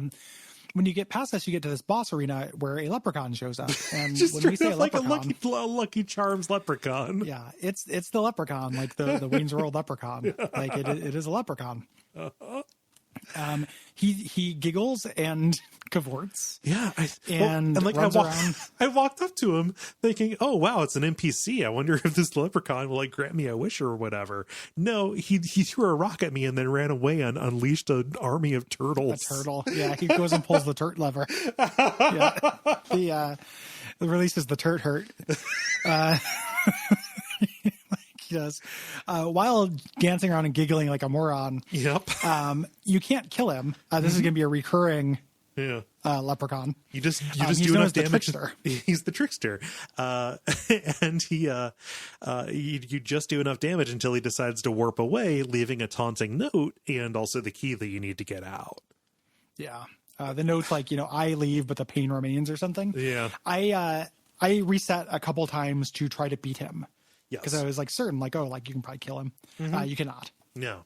So he will show up later. Yep. The key will get you in a new way out of the tunnels back to the surface.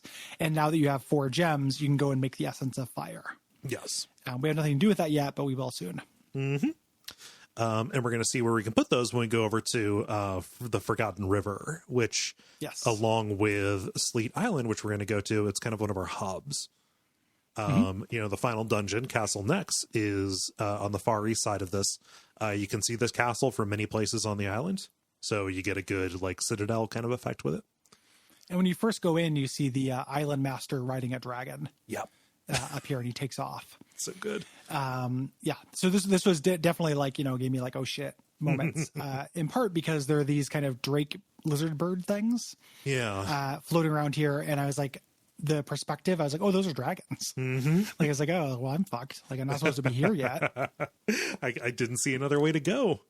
Yeah. Yeah. But they're actually no big deal. They shoot lightning at you.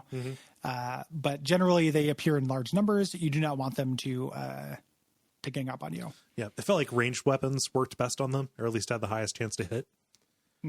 Yeah. We also have more of these Zarchtons here. Basically, anywhere on the overland where there's water, the water goblins are going to come at you. The thing that's annoying about them, especially when you go to the one to the flooded dungeon in Sleet Isle, is they can attack you when you're underwater, but you cannot unless you have a particular spear to use against them. I never got that spear. I know they're real rare. Yep. One of the interesting things, like a quirk of this game, is that if you Mario stomp something, you kill it in one hit. Same with telefragging. No matter what it is. Yeah. Yep. Same with telefragging. So you can do that against these guys. Yeah. So you don't really have enough HP and energy. The way that your breath meter works in this is you can hold your breath for a time, then your energy drains, then your HP drains. You don't really have enough to explore meaningfully underwater. here just yet, but you can come back and do this. Yeah. And if you're trying to clear it out of turtles and zarches, you can lure them to the edge and then Mario stomp them. Yeah. And climb back out. Another new enemy here is the summon stones. These are your rock golems, and at least when you first get to them, you probably do not have the blunt weapons that are necessary to do, any kind of damage to them. I ended up running from these a lot, actually.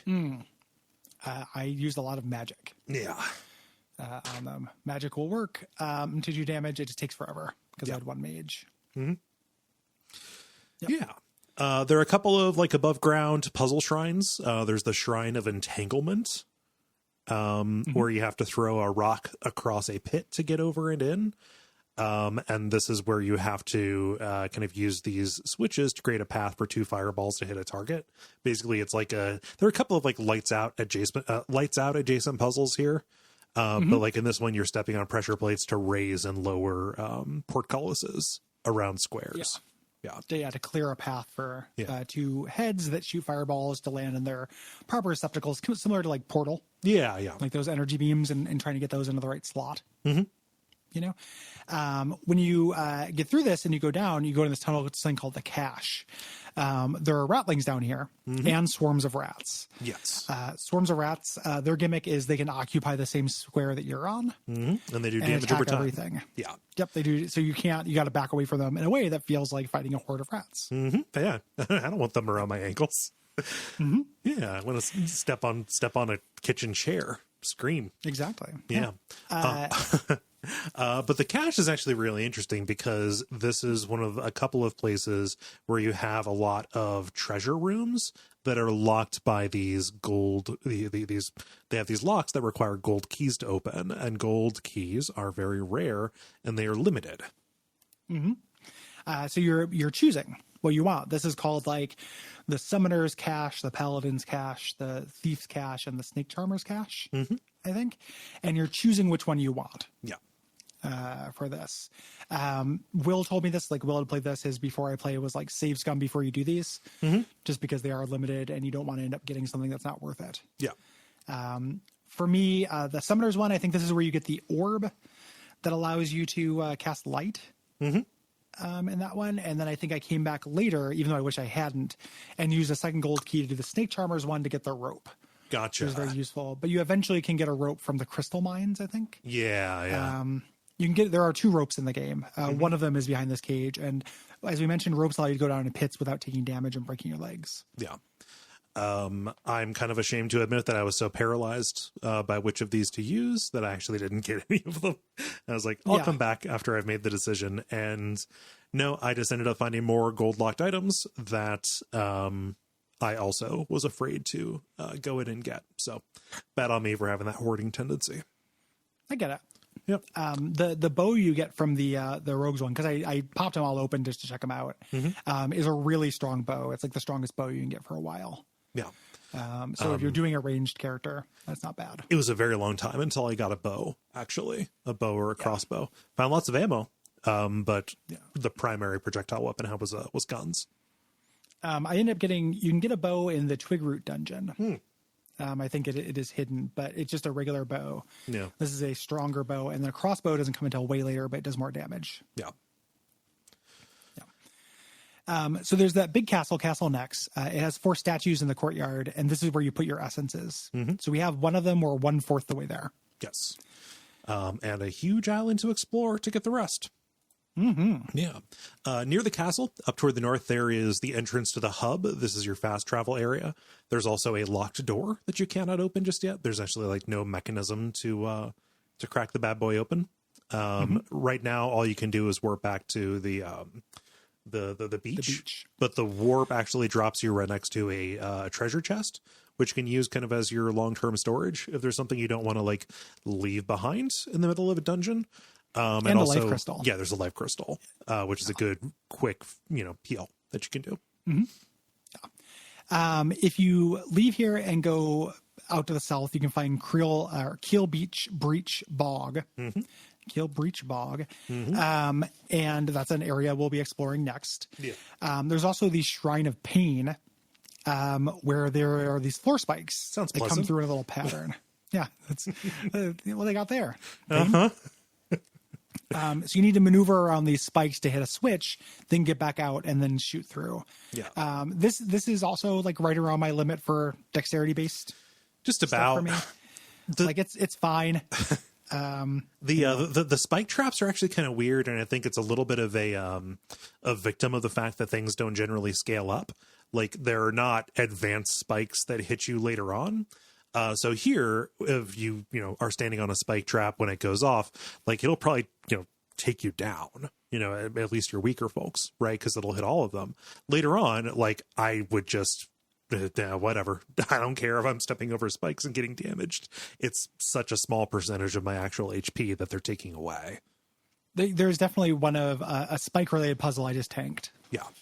Later on. Yep. In the game. Yeah. So we have options, right? Like, we could go up to Sleet Islands, which is its own area and also a hub, or we can go down to Keel Breach. And it's worth talking about, like, after, if you come back here later as you're passing through, eventually elemental enemies will come out, and I don't know specifically when that happens, so I wanted to put it here so we could get our grousing about elementals out of the way. Yeah, I think elementals are a bad enemy in this game. It's not good. The way they work is they only take damage from one specific spell, which is called Dispel. You don't need to have the scroll for that to learn it. Right. But so you can make it, but even if you look up what it is, it does good damage to them. It still takes several shots. Yes. And they move really quick. Yeah. The air elementals and ice elementals that pop up. The ice ones are specifically like a major enemy in an area that's coming up. Yeah, the ice guardians. Yeah. Yeah, the ice guardians are different than the ice elementals. Oh, I thought I don't know that I ever saw an ice elemental then. I think that no, you're right. Because they have fire versions or fire guardians that show up in the final dungeon. Yeah. There are only two kinds of elementals, air and fire, and the fire ones rush at you and explode. And you cannot do enough damage to them before they die. Yeah. Is my understanding. Like, I just ended up tanking them. Same. It was just a damage tax for being in an area that a fire elemental happened to inhabit. There's a weapon that will damage these. I believe you find it in the cemetery, but it's like really late in the game. It's like the ethereal blade or something like that lets you hit non-corporeal things, specifically these elementals. But, like, I don't know, kind of sucks to keep that around and equip it when one of them comes out. It's just not a good. You have so many ways to deal with every other enemy. To have one that just is a lock for a particular key, it feels counter to, like, stuff that's real cool about this game otherwise. Yeah. I dislike them. Specifically the fire elementals. The earth elementals, like, I basically, like, kind of Slenderman-ed me. Like, I just ran from them. But the fire elementals were too hard to run away from, and I was like, just fucking hit me. Yep. I can make resurrection potions. I can make healing potions. Just hit me. Yeah, kick me in the jimmy. So, yeah. Yep. So we can go down to Keel Breach Bog. Keel Breach, like breaching the keel of a ship. Yeah, I'm never gonna say it right. Yeah, because Creel sounds cool. Creel, yeah. Creel Breach. The Jeremy Greer story. The story of Jeremy Greer's birth. The Creel Breach. So, but yeah, this is your swamp level. It's covered in really thick green fog. Your visibility is way down. This is where you're going to find the Earth Shrine. So I avoided this. This is the dungeon that I skipped. Ooh. Because I was certain that the fog was going to damage me. It does look like poison. Yeah, it looks like poison gas. Poison. Yeah. Yeah. And I was like, okay, I'm going to come back here later with the ability to get through this. So I did the big underground dungeon in Sleet Island first. Gotcha. And then came back here, which made this very easy. Yeah. Because I was already up a level or two. This is tough. Like, there are specifically enemies that either do a lot of damage or take a lot of damage. So you have these swarms of wasps that chase you around very quickly. Like, these pop up and Sleet Island, like, as a trap. The trap is very funny. It's really good. Yeah. Just like, yeah, we'll get to it. But yeah, and also like you miss them if you don't attack them at a very particular point in their animation. I think it's like the only enemy that requires you to do that kind of like micro timing on it. I think that spells will hit them no matter what. Yeah. So this was just me using the fire burst. Yeah. On them and having that ready. The bigger issue for me in these area were these gigantic toads who have kind of two gimmicks. One is that they will swallow your gear that is equipped. Which means like one, you can't run away. Like, this guy has my orb. But two, you can't use it. Yes. So and they take it away do from a jumping teleport to get behind you. Yeah. No, that teleport, you think you're dealing with one, and then boom, there's one right behind you. And they're taking away my alchemist gun. Yeah. They're really durable for this point in the game too. Yeah. Fortunately, this is the only place that you find them. Yeah. They don't show up and you eat their tongues. Yep. Gross. It feels like a real power move. Yeah. You took this from me, so I will take it from you. I'll take your ability to take. Yeah. But this opens up with a really, I think this is a clever puzzle, actually. A long kind of a hallway that has this impassable teleport wave. You cannot move quicker than it cascades down. What you can do is you can throw a rock down it at the right time so it hits a pressure plate on the far side. Yeah. So, because you can throw faster than you can run. Yes. You run to a face here. That's the first part of a very long puzzle, where the face says, "I am the right eye. I saw where the meteor landed." This is to find two pinpoints for the two eyes found where a meteor was landed, and you can dig that up and then use it in a late game dungeon to make a really good heavy weapon, which I did not get. Which I wanted to. You gave me that pro tip, and that is a good weapon until you find a better one, like in the next last dungeon. Yeah. It's great. So you head forward. There's another room here. It's called Reflexus, which is like lights out. When we say lights out, just in case anyone doesn't know what that is, that's when you have a grid, and when you hit one button, all the other buttons that surround it change states. Yes. Yeah. But with this one, it is kind of these two little pillars with switches around them. When you move one down, the ones around it move up, except it behaves differently on corners.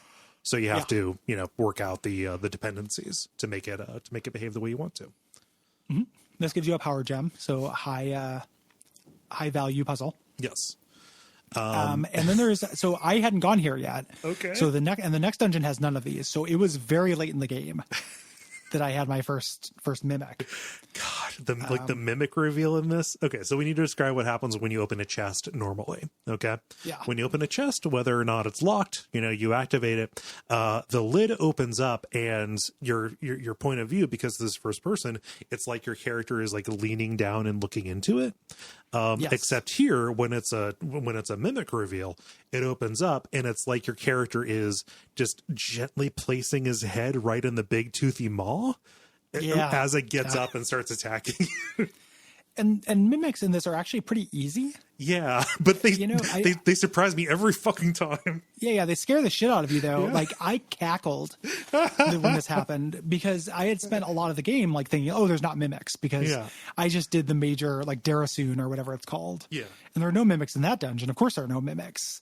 And then walked over to this thing and I was like, oh fuck. Like I laughed out loud. Yeah. Like many trolls in this game made me laugh out loud. And the mimics are just wonderful. Yeah. And I never found out if you could like attack them first to set them off. Yeah, I never tried it. Pretty much because I even though I knew there were mimics about it, I never saved before I went into one. Before I opened a chest, so I didn't have really like judicious. Yeah. There's like 4 or something. There aren't very many mimics in this game. Then there's also that one room in that dungeon where it's just nothing but mimics running around. Yeah. There's like where their play date, where the treasure chests have their picnic. Yeah, exactly. But generally, there's just in the wild. There's only a couple of them. Right. Yeah. Oh man, love mimics. Yep. So. There's a mask at the far west that says he and they are more concerned with who is allowed in than those who are left out. This isn't the first, but we've gotten a couple of these like really oblique hints about what's going on here. Yes. This feels unattached to anything, but it is very much related to the Island Master's purpose. Yes. Yeah. And we're also going to be getting, as you kind of go through, you get these kind of like bonfireside chat style stories of this captain. Yes. Who was here before, which like, I didn't piece all this together, but that was probably the Island Master, right? He has a different name. You know? Yeah. No, well, yeah, but I mean, like at some point. He might have been like, an Island Master. He's not the most recent one. Yeah, maybe he's the guy who was before him. Yeah. Or what have you. Mm-hmm. But you're getting, and all that stuff like does not have enough flavor to be really good. Mm-hmm. To me, like it's a weird thing to say because this game is so mechanics forward, but like the writing is at best serviceable. Mm-hmm. And I say that as part of a, again, disclaimer for people who might be interested in this. It is not a rich narrative experience. Like you'll create your own survival narrative and you, the player, will have that experience. Mm-hmm. But as far as characters are being told a story, that is not really at play here. It's not really what the game's concerned with. Yeah. The sparing amount of writing is a good fit for the actual quality of what's there. They get a lot by using it sparingly and creating an overriding sense of mystery. Yeah. I just kept expecting it to pay off more. Yeah. Like, the Zaffi tribe are going to be interesting. And they're like kind of not. Yeah. There's just kind of like, it's kind of a nothing. But that's fine because you don't spend very much time on it at all. No. So. Yeah. There's a power gem out in the open that seems a little bit too suspicious for, it's like, hey, there must be a catch here. There is. Just scores of water goblins come out to attack you. And by scores, I mean probably toad. 8. Yes, also a toad. So also a toad was there. Keep away from that toad because you can't really fight those water goblins if that toad is taking away all of your weapons. And this is, you teleport over to this side of the island to do this. So you can run back to the teleporter and fight them in a, in a narrow. Yeah, fight them in a choke point. One-on-one. Yeah. Yeah, which is what I ended up doing. Yeah. Through here. Mm-hmm. So you go down, the dungeon under here is called the Herder's Den. The Mushroom Men, or we start seeing these Mushroom Men. These are Grimrock 1 enemies. They're called Herders. They're the walking funguses. They're really basic. Yeah. The thing that is different in Grimrock 2 is that they have a dungeon and a culture and a boss fight. They've got like a life cycle too. There's like little ones and medium ones and big ones. But you go down here and it's like a mind that has completely been taken over by them. And there's a boss fight up here, which is Herder's Den. It's the den itself. So there are these like spawning pods. There are like, 4 or 5 of them. Sprinkled around this arena. What you need to do is go around and prioritize taking them out because they will keep spawning more of the regular rank and file ones. I did not realize that's what was happening here. And my first attempt at this, I got completely overwhelmed. It's really difficult because even if you're just making a beeline for them, they start off in the open. Yeah, but they start off in the open and then they're kind of in corners where it's really easy to get boxed in. So this took me a couple of tries, but ended up being like a really satisfying articulation of a boss fight. This is not on my list of like complainy boss fights. Yeah. I think generally the thing that this game does and boss fights aren't great is having a big guy and then just throwing 1,000 little guys in with them. That's Grimrock's trick. It's because there's not a lot they can do, other than that. Like it does have this limited kind of verb set. I really, got sick of those specifically in the crypt. Yeah. Where there are 2 of them. Bosses that would be trivial on their own and the ads make them complicated. Yeah. Here, though, where you're killing the spawns, kind of like Gauntlet, this is fun and good. Yeah. But you find a power gem. Yep. And you also get a hub key, which gives you another teleport. This didn't end up being very useful. Like I didn't need to go to Killbreach at all. Never need to go back to Killbreach. No. The other thing you get down is a mine key here, which opens up a little challenge room called the Rune Masters Challenge, this is a great intuitive leap. So what happens is you've got a 3x3 grid, and over in a little hallway, there is a spell emitter that casts out different projectile spells. So, fireball, the electricity bolts, and I think maybe like a poison spray or something like that. Regardless, what happens is you have to kind of make the leap that the 3x3 grid represents your spell casting grid, and you have to take objects and then press down the different runes that would cast that particular spell in order to make it move to the next one. You do 3 of them, and then it unlocks a key item for you. You get the serpent staff. Yeah. This is really cool. It's a little bit. I love the intuition that the floor grid is your spell grid. Yeah. Knowing which spells to cast is a little tricky. Like the common element is they're all just the projectile ones. Yeah. So you just do the electricity, the fire, and the poison projectile, or maybe the ice one. Yeah, I can't remember, but you just do those 3. Knowing which ones to do, like I made the leap that this was my spell casting board, and that was really fun to like fuck around and make it cast different spells. But there's 3 of them you have to do in order to make it open. Yeah, which I could not find a hint for which spells those were. That felt a little trial and error to me. Yeah, but the initial intuitive leap is wonderful. And the staff you get here is not just a weapon, like it's actually really, really useful to the end game dungeon. And this was also a problem where I left this somewhere because I thought it was a staff, not a thing, and I had no idea where I left it. So I ended up using the console and spawning it in. Yeah, I mean, the saving grace of every PC game. PC games, it's the best way to play video games. I'm telling you, you can just go and just like, yeah, I could spend my entire life, going over everything. I just didn't think I would need it because every other weapon was not really like that. Yeah, I didn't know I had to keep the rainbow colored ticket to get my yearbook at the end of the year. Exactly. Yeah, exactly. And I just used the console to spawn a new rainbow colored ticket. Yeah. And by console, I mean my friend Jeremy. What? I was just trying to pull that name out of nowhere and ended up using an actual friend. Yeah, in the construction of that, I had a friend who was on the yearbook staff. Gotcha. In the thing, but because I said Jeremy, everyone thought Jeremy Greer, including myself. Immediately, so I really stepped on a rake there. Ah, well, it's fine. It's okay. That's the worst thing that happens to me today. I'm doing pretty good. Yeah, bad and above average there.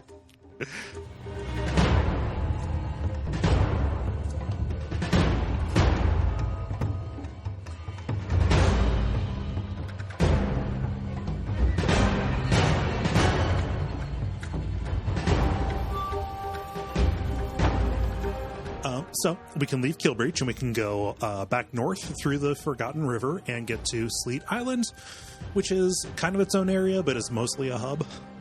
There's a little micro dungeon under it. Yeah. But so near the entrance, there's a little map hidden in the knothole of a tree of the area surrounding Sleet Island, and it has a lengthy note from the island master. Yeah. Kind of waxing poetical, like GameFAQs style, about the different areas. Island Master has big GameFAQs energy. Yeah, that's true. But yeah, kind of points out a couple of different places. And out in the open, there's a real tempting pickup, especially if you are rolling with guns, which is like a big blunderbuss, which is a huge improvement of, I think, over like the little flintlock that I had. I went to pick it up, and I was warped into a small tunnel surrounded by mummies. They send you to Mummy Tunnel. Yep. Yeah, I grabbed this even though I wasn't using guns. I was just like, thing, and then just floor pie. Yeah, floor pie, and then immediately went to Mummy Town and got out of there. But again, that made me laugh. Like, there are very few of those arbitrary, like, things like that. But it does happen from time to time. Yeah. This is also where there is the wasp trap, which is a pressure plate on the ground, and if you click it, tons of wasps come out and destroy you immediately. And right next to it, like past where you'd first run into it, there's a sign that just says danger. Yeah. It's like, don't push the wasp button. Like, well, you're assured about not pushing the wasp button. Really makes you want to push the wasp button. But I like that it's just past it. It's kind of like that. It's that really clever. Yeah, it's very funny. It's like the entrance to the termite mine in Kingsfield, where like you're walking toward a sign, you fall through a pit, and if you go back up there and run over the hole, it says, "Oh, watch your step. There's holes here." It's very similar to that. That's what it reminded me of. Yeah. I had been like quick saving a lot because I died to the wasps. Yeah. And then I was like, surely I'll get something for killing the wasps. Nope. And I reloaded a bunch to kill the wasp, and you just get all the experience you get of killing a wasp. Yeah, and all you get is wasp harm. Yeah, just a bunch of delicious wasp meat. Yeah. So there's a puzzle here called Mind and Matter, which is a block pushing puzzle. There's Sokoban there, but one of the blocks will get stuck. Yeah. And there is a secret button on the wall in order to get behind it. So it goes up against the edge of the Sokoban field, and using a button allows you to change the edge so you can push. Yeah. Because, Sokoban is based on not being able to pull things generally. The way that I just want to give a quick little shout out to the sound design in the game. Yeah. The way buttons sound when you press them is perfect. Real good tactile feel. And then the way they hide buttons in the game is really satisfying as well. It's funny because like you could say, oh yeah, this game is pretty monotonous looking. Like you're in a biome of a dungeon and a lot of the walls look very similar or whatever. That actually does help draw out when there is an irregularity that points out one of these buttons. Yeah. Yeah. Or just an irregularity to the geography of the dungeon. Yeah. Like you eventually gain a like secret room sense. Like, oh, there's probably something here. Yeah. Like the game does not really do it dead ends entirely. Like either something will open up here later, or I will come out here after going underground or something. Like you start getting a real sense for the design. Yeah. In a way that's very satisfying. Satisfying is the watchword. One of the this is a puzzle I don't love. So the way to the pyramid, which is a later game dungeon, is sealed. You get a note from the island master saying he might have lost the key. The key is the serpent staff. Yeah. You blast the door with the serpent staff special ability, which is just a poison spit. Yeah. I don't think there's enough track laid for that. I ended up looking up how to get in there, and I was frustrated by it. Like there's one head, or maybe it's a note that you find that says you can awaken the serpents, but that just led to me attacking the serpent statues. Yeah, you can't, like, because there are serpent statues outside of the pyramid, and I was like, oh, okay, I got to wake those guys up. Yeah, it's totally unrelated. Yeah, so I ended up finding that again. When I say anything's frustrating in this game was generally like joyful front to back. There's just a couple things I thought didn't hit the balance perfectly. Yeah, they just stick out because everything else is pretty consistently great. Yeah. You can cross a magic bridge to get your first crystal flower. This is really important. Crystal flowers. Combined with different reagents, these make your stat up potions. Yes, and that is the only way to gain stat outside of racial or class benefits. Yes, that you have in the game. You do not gain stats on level ups normally. There's also a face here that gives an oblique hint about the true end of the game, saying the path to the 5th shrine is hidden from sight. Everything else has only alluded to 4 of them. Yes. There's another, again, kind of a concentration here in Sleet Island of a couple things I don't love. The way to get to the shrine in the middle of the island is to one of the maps tells you to like look upon the center of the island at a certain time. Yeah. I think it says like sundown, but you have to do it at night, not sundown, because the game does gradually change time. So sundown feels like a period, and you have to be standing in a very specific spot. Yeah. And once you do, the trickster shows up and activates this little magic bridge to get you to the center of the island. I didn't do this until really late in the game. This was the last shrine. Yeah. That I activated because I didn't find this. I didn't do this. Like you're not intended to. Like so, there's you have to stand and look in the direction that the silent face looks. Like when you talk to it, all it gives you is ... So that means the face farts. The hint of what you need to do is not found until you get way deep into the cemetery. Not like down into the crypts or anything, but like back. It's after you do the little philosopher's stone puzzle at the front to open up the main part of it. So gotcha. Yeah. I couldn't figure out the right place to stand. I had a point either, I can't remember, whether I had that clue or not. But I had a clue and was standing in a spot staring and nothing was happening. And then looked up online. I was standing in the wrong spot. Blah. And I was like, well, that sucks. Yeah. That's also like, it's weirdly like right next to where the meteor landed too. It's like in the same neighborhood. So I was wondering if I got those two mixed up. Yeah, it's strange. Regardless of though, that's how you get into the center shrine, which is on this island, and it has an entrance to an underwater dungeon. Yeah, this flooded dungeon. It's mostly underwater. There are a couple of places where you can go up to get air. What is troublesome here is that you've got those water goblins, and unless you have found one of their spears, you can't really do anything. Them attacking you is not necessarily a concern, but they will block your path. They will lock through them. Yeah, you can't move through them, so they will lock you at the end of a hallway until you drown. Yep. Yeah, so you have to. What you want to do is lure all of them into the area where you can get up above, and then Mario stomp them. Yes, and it's worth being down here because there is a secret you can find that is more of those gold vaults, where you get. This is a more powerful treasure trove. I don't remember everything that's in it. Yeah, but there is a little Lord of the Rings reference in here, called a ring on a string. It says that it has dark powers. If you wear this as a necklace, you gain a level. Yeah, when you equip it. There's also another hidden secret down here where you find some good shit. I don't remember everything. Yeah, you find like you find like your first like crystal or mirror plate item. Yeah. And I think you get the saber. There's like a really good light weapon. Yeah. Down here if you're using light weapons. But it's a very small dungeon. It's just kind of a gimmick because you can't breathe underwater. Right. I spent the whole game thinking I would be able to breathe, craft underwater breathing potions or something. Yeah. Not the case. No, you just have to run, or you have to level up to the point where you have enough time to do what you need to do. Yeah. Yep. Yeah. You can just hold your breath for a very long time. Yeah. So the path out of Sleet Island to the west, you have to wake up a face by throwing a rock at it. And this causes it to make a magical bridge.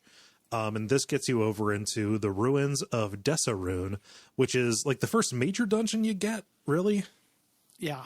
And this was, I did this before I did Kill Breach. And this was the moment I fell head over heels in love with the game. Yeah.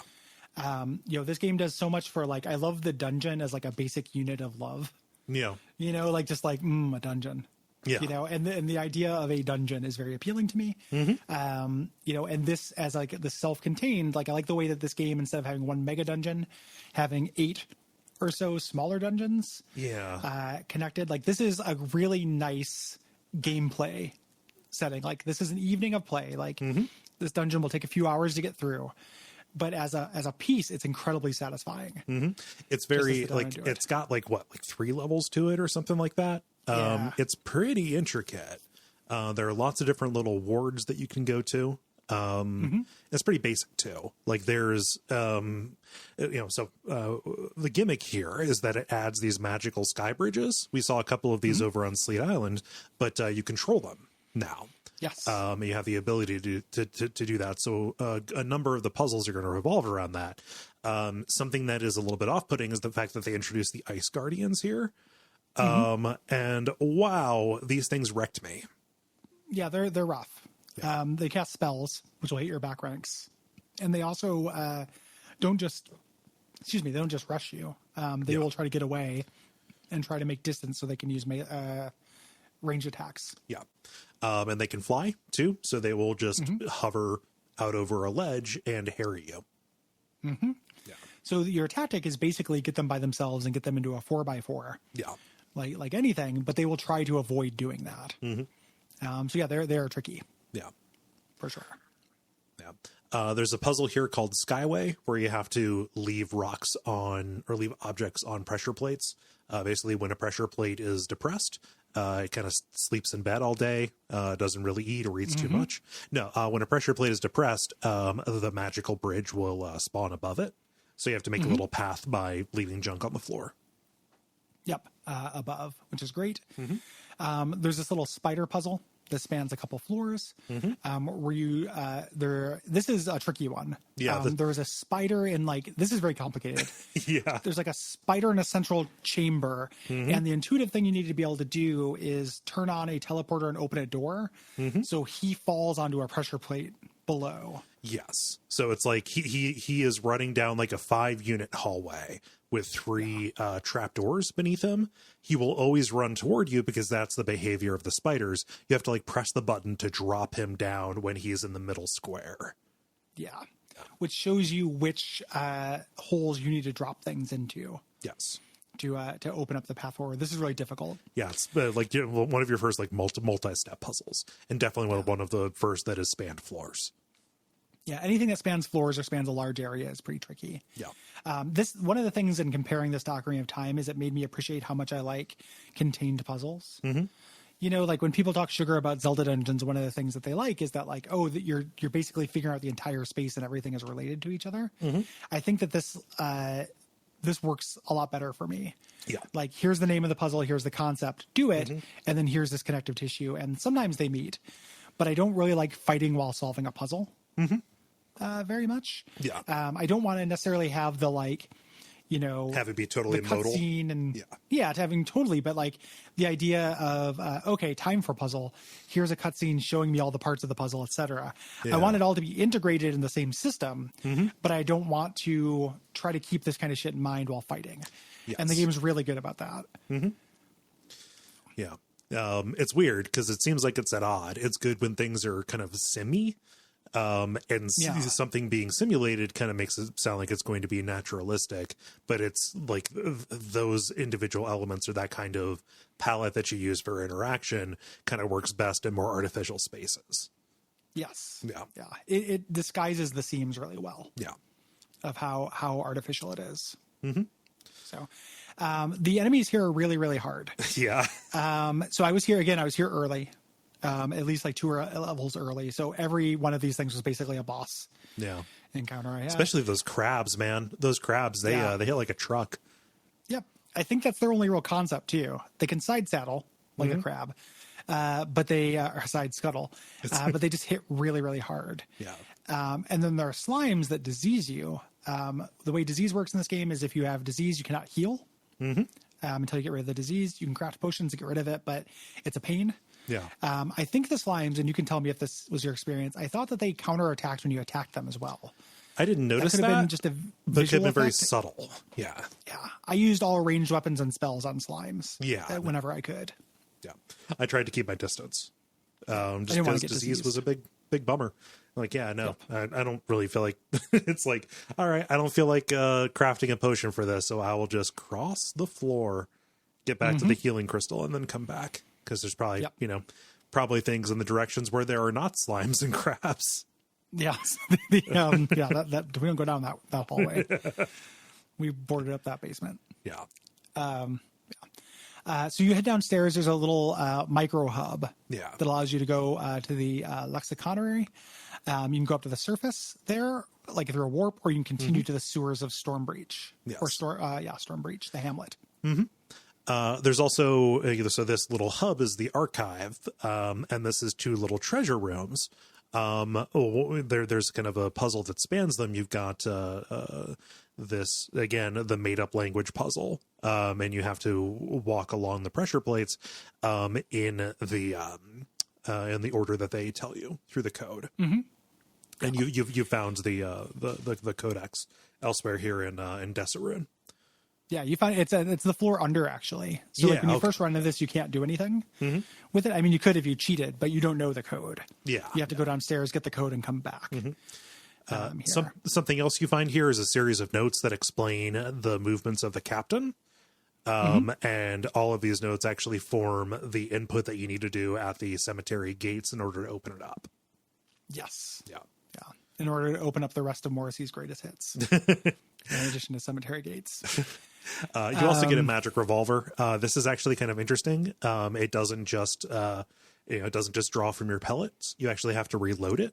So that's the special ability is to reload, but the exchange is that each of the individual shots has a shorter cooldown. So it's like bursts of fire that you can do, and then you reload when you can. Interesting. Yeah. It's quickly outpaced, but it's a good gimmick. Yeah. Down below, that's where we're going to get our code here. And the gimmick of this floor is that there are 4 figurines we have to get. We have to go find those in 4 different puzzles and put them in their specific alcoves. Right. And it's kind of a little bit of a logic puzzle. Yeah, they're like, I can't fly, I am alive, things like that. Yeah. So, describing these individual creatures that you do. So the first one that I got was the Crowern figurine. Like those are the flying lightning dudes that you fought up there earlier. This is a teleporter puzzle, but it's a particular kind of teleporter. We have not encountered this before. It only moves items and not people. So you have to figure out which direction to throw stuff through this portal as you move the exit around in order to get the thing to land on pressure plates. Yeah. Yep. And that will happen. Figuring out that teleporters work for objects as well is an important lesson for later. Yeah. The Northwest, if it's the one that I think it is here, so there are these alcoves here that call for specific items. The way this puzzle works, and if it's the one I'm thinking of, is it's rock, paper, scissors. Yeah. So it says blade, but you don't want to put blade there. You want to put rock because rock beats blade. So it's like blade, rock, and scroll. Yeah. I think is what it says. Or sword, rock, and scroll. So if you just put a scroll in the scroll spot, it doesn't work. Happens. Yeah. Yeah. But if you put a blade in the scroll spot, blade beats scroll here. So I didn't figure that out. I just mixed them up. I'm like, all right, there are only 9 combinations. I can brute force it. I like when puzzles allow you to brute force. Yeah. Because who gives a shit, right? Like you could do that in real life if you were down here, doing this puzzle. Like, so this ended up being like the intuitive leap for me was very fun because I was like, oh, that's fucking dumb. It can't be that. Oh shit! They have rock, paper, scissors on this fucking world. It's actually really clever. Yeah. But you can. It's a small enough combination that where it's like, who cares? Yeah. You know, just get through it. That is how you get the ogre figurine. We'll fight ogres later. Yeah. You go up to the northeast, and you've got another, Rashomon puzzle, Sokoban puzzle, where you have to use these stones to create a bridge. However, the squares are not activated, so instead of like directly moving them to make the bridge and get it lined up, you actually have to like push them into a position where you can stand on them and throw objects onto pressure plates to activate the dead squares to get stuff into place. Very clever. Yeah, real fun. Push that over. And then this gets you the skeleton figurine. And then in the southeast, there are these puzzles that involve stepping onto empty air where there are the invisible skyways. I don't like this. Yeah. Very much. Personally, this didn't work for me. I ended up save scumming a lot because the penalty for failure was falling back down and doing a lot of annoying climbing. Yeah, that's the thing. Yeah. Yeah. So I was not super crazy about these. Yeah, like it's clever. Like what you eventually have to figure out. Like, okay, once you know where to start, to go one way, you are walking over the longest possible drop, and to return back, you have to walk over the clean squares and not the dirty ones. Like, that's actually really good and cool, but the trial and error was not great. Well, and also looking down requires realizing you can free look. Yes, that is in true. The game, which is so rarely useful. Like, I think the game tells you early on that you can do it. Yeah. But you don't use it up until this point. Right. So there are a couple points in which it's useful. Sometimes it's useful to peek around a corner and see, if you're kiting an enemy, how close he is. But it's really, really helpful here, and it's obnoxious to have it kind of be the basis of a puzzle. Especially this far in. Yeah. Yep. Pocket agrees. Yep, Pocket's with me. He's awake now, so everybody watch the fuck out. He's going to be obnoxious. So you can go and you do that little logic puzzle, which gets you to this ornate room with these already active mimics inside. Or no, that's not the logic puzzle. That's a secret switch. Yeah. That's where the mimics live. Yep. It's where they deploy. It's dispatch. It's central dispatch for mimics. Yeah, exactly. Here, take the sword. Go to level 4. Yeah. So when you actually do the logic puzzle with the figurines, you get into the lexiconary, and you get the power gem, and you get a scroll with that codex. Yes, that deciphers the language. Good stuff. And we have actually found a way into a new area, which is going to be important. We're going to go over to the Hamlet of Stormbreach. Yes, which is a big challenge spike. In my opinion. Yeah. This is really difficult. Yeah, specifically because of the addition of, above ground is a whole different story, but even in the sewers, which is how you have to get to here, just the free floating ratlings around. Yeah. Shooting you when you can't necessarily get to them is a real big deal down here. Tons of them. Yeah. Yeah. So you get there from the sewers. No. For that you get to from the ruin under Desirune. There's this above ground area you can go to that's very small that you can immediately get to that has this switch puzzle, which gives you a really vague map. Yeah. Not super useful. And we're back to turts, tons of turtles, around, but also way tougher wargs. Yeah. In my experience, I think we said that they don't actually get tougher, but I think these are tougher. Yeah, but these are like a palette swap. And we also said there were no palette swaps. Yeah, I forgot about these guys. I think they're the Yeah. only ones. Yeah, it's like sand wargs and then field wargs, I think is what the Yeah. difference is. So these things are horrible. And then there are ogres, which they'll charge at you. If they hit you, they knock you back, which is huge. Again, if you can get these guys to one spot, they're okay. Yeah. Like one of these on a 2x2 grid is doable. You know, but they're not there. They're with these wargs. The other thing with these wargs is they howl. Yep. Which I think summons all the wargs in the area. Oh, geez. Which I don't think the other ones do. Yeah. No, this is really, really difficult. This is really tough. Like I didn't clear this area. Like even before it got harder later, it was like, yeah, I'm just going to like dart from point of interest to point of interest and hope that I can just stay below notice. And I think that something that helps that is the fact that there are multiple kind of sewer entrances and exits. Like there's the north one, there's the east one, there's the south one. Like there are lots of ways, but it's not like the sewer is a real walk in the park either. No, but it does give you a little bit of respite. Yeah.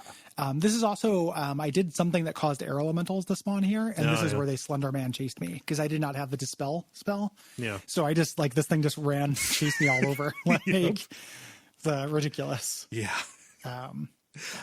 This is your second glimpse of the, possibly your second glimpse of the Island Master, the cloaked figure who activates the life crystal when you get here. Love it. Yep. Which you can then use, and then he disappears. There's this thing called the House of Needles, which sounds good. The acupuncture place down in the corner, where there's this maze of spikes that emerge in waves around these corridors. We have to navigate this safely in order to get a power gem, and it's huge. This would be obnoxious to me if I wasn't at the point where I could tank. Yeah. Some spikes. You can make a few mistakes on it. But the safe spots are pretty plentiful here too. Yeah. Yeah. Yep. It's complicated too.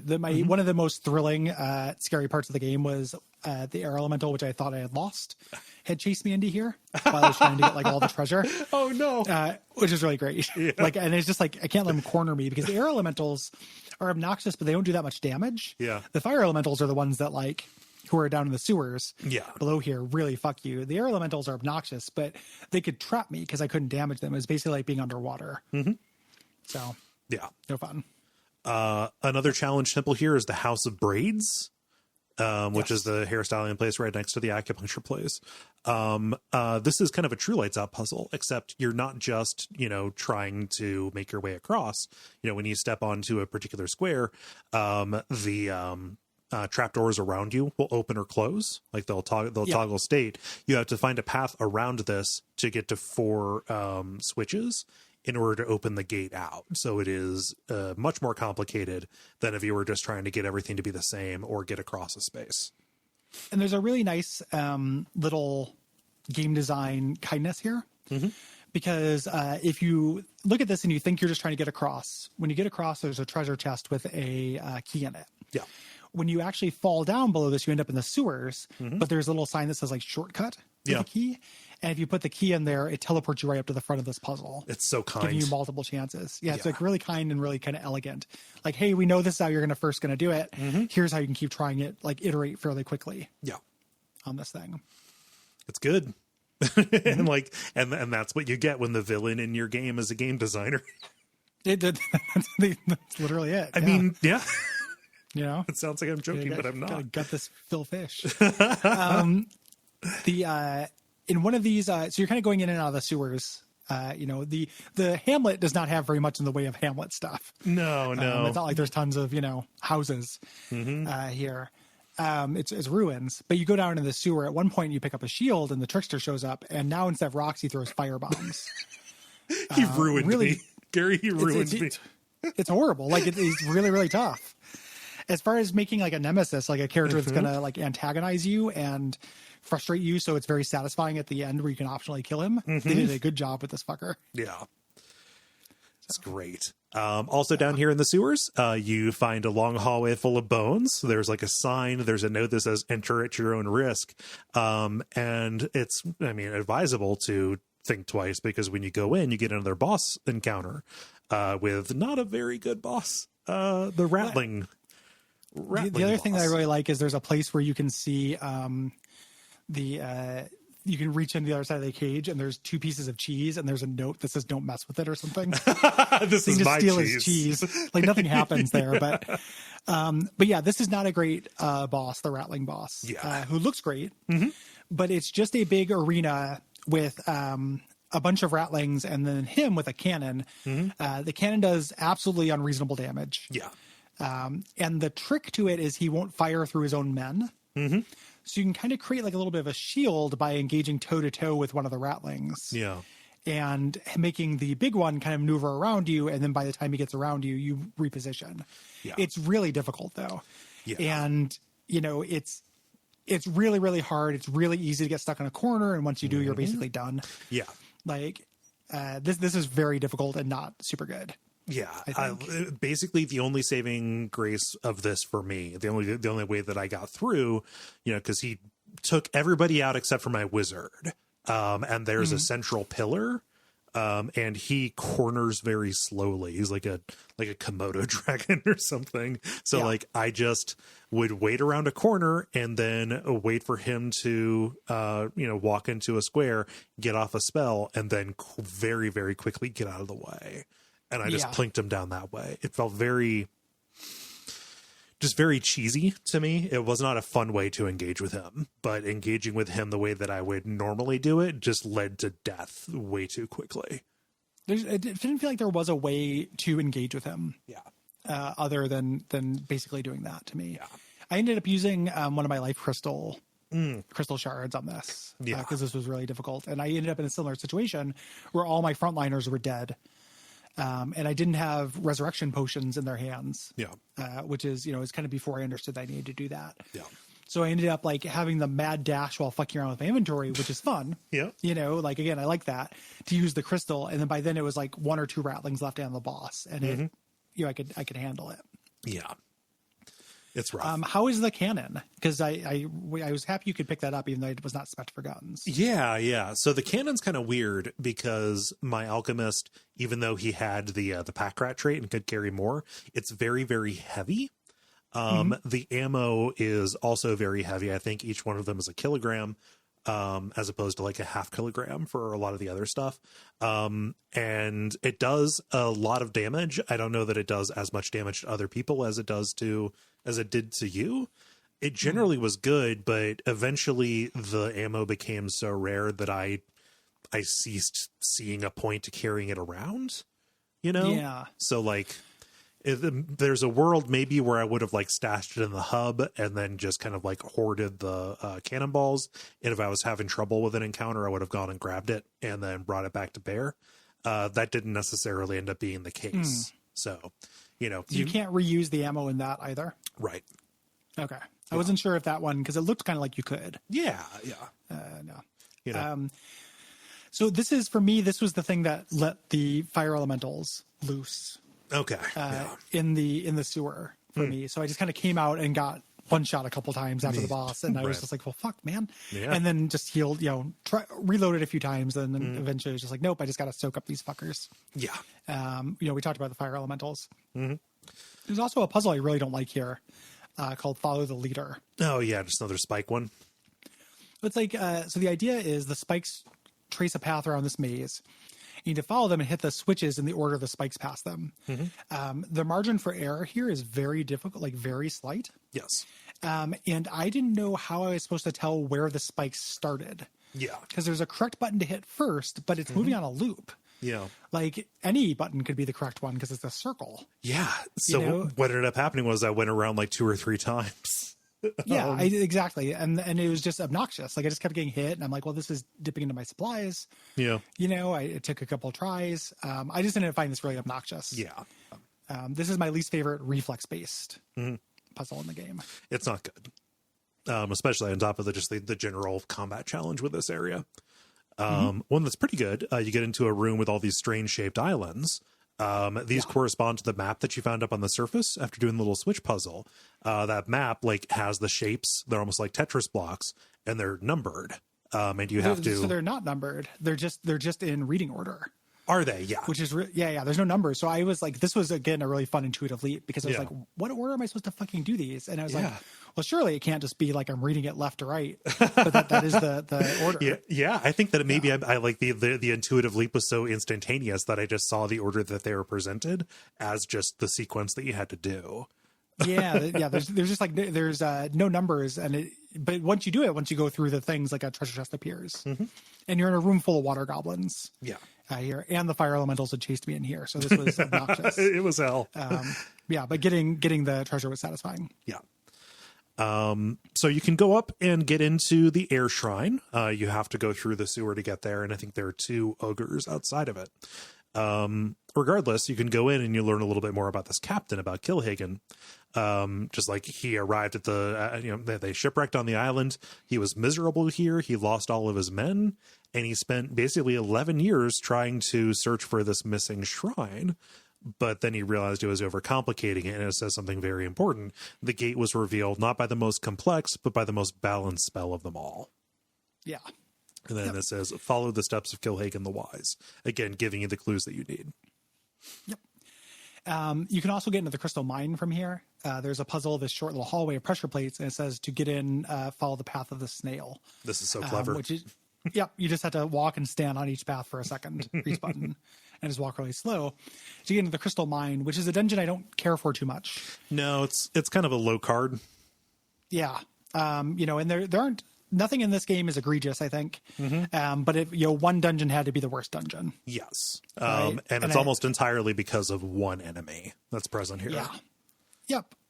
They really suck. Yeah. It's also like really difficult to kind of see around in here. There's lots of status effects in here. So it's like Spider Town. Yeah. Which, like, okay, spiders, hit me up. I can deal with that. Hit me up, spiders. Okay. Spiders in your area. Poison. All the single spiders, give it to me. Yeah. But there are also these beholder kind of things. Yeah. These, like, flying eye squids. Octopus, which doesn't work. Yeah. Not great. Eye and octopus? I don't know. But yeah, like they're like beholders or Aramon, like Dumai kind of things. They're real durable. They fly.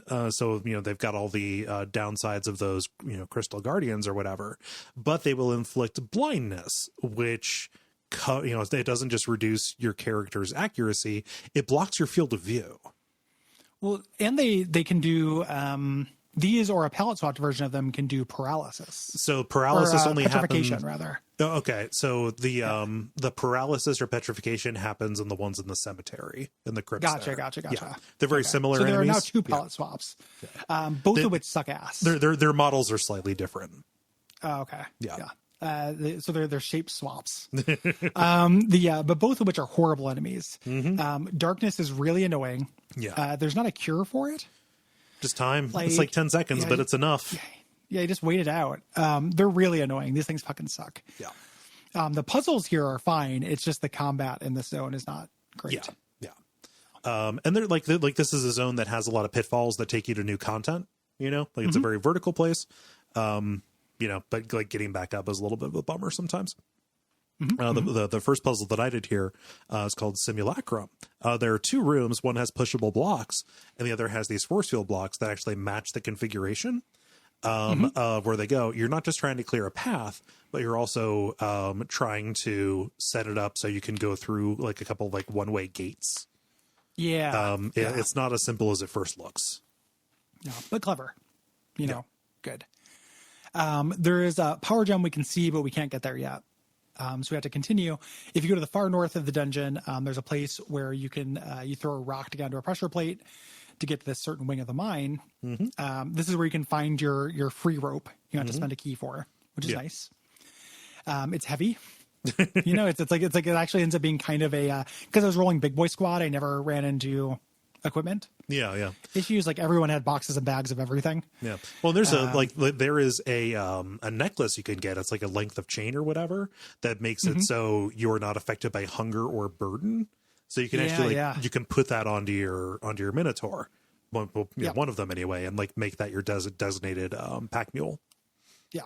Yep. Even though like pack muling has the negative trade-off of making fucking around in inventory and combat more difficult. Yes. Yeah. So you have to find the right balance. between those things. Mm-hmm. But yeah, I had no problem with ropes. There's another kind of lights out puzzle here that you do, and there's a puzzle called the Fearless, where you need to stand on a pressure plate and block a fireball. The fireball is going to hit an aperture that will deactivate something. Yeah. You need to let it hit you instead. Yep. And even though I knew what I had to do, I still had the reflex to step out of the way. So I flinched. Yep. It does almost no damage to you. Yeah. But it's just, again, like the title of the puzzle gives you the hint on what to do. Mm-hmm. You go downstairs to so it is another one of these, the projectile needs to hit the receptacle puzzles. It's more complicated than it seems like it ought to be, given the overall square footage of it. It's a very dense puzzle where you have this spark that shoots out at these regular intervals. You have some gates that you need to open. When the spark hits hits the pressure plate or hits the receptacle, it changes the state of some trapdoors that you have to cross. Yeah. Complicated. Yep.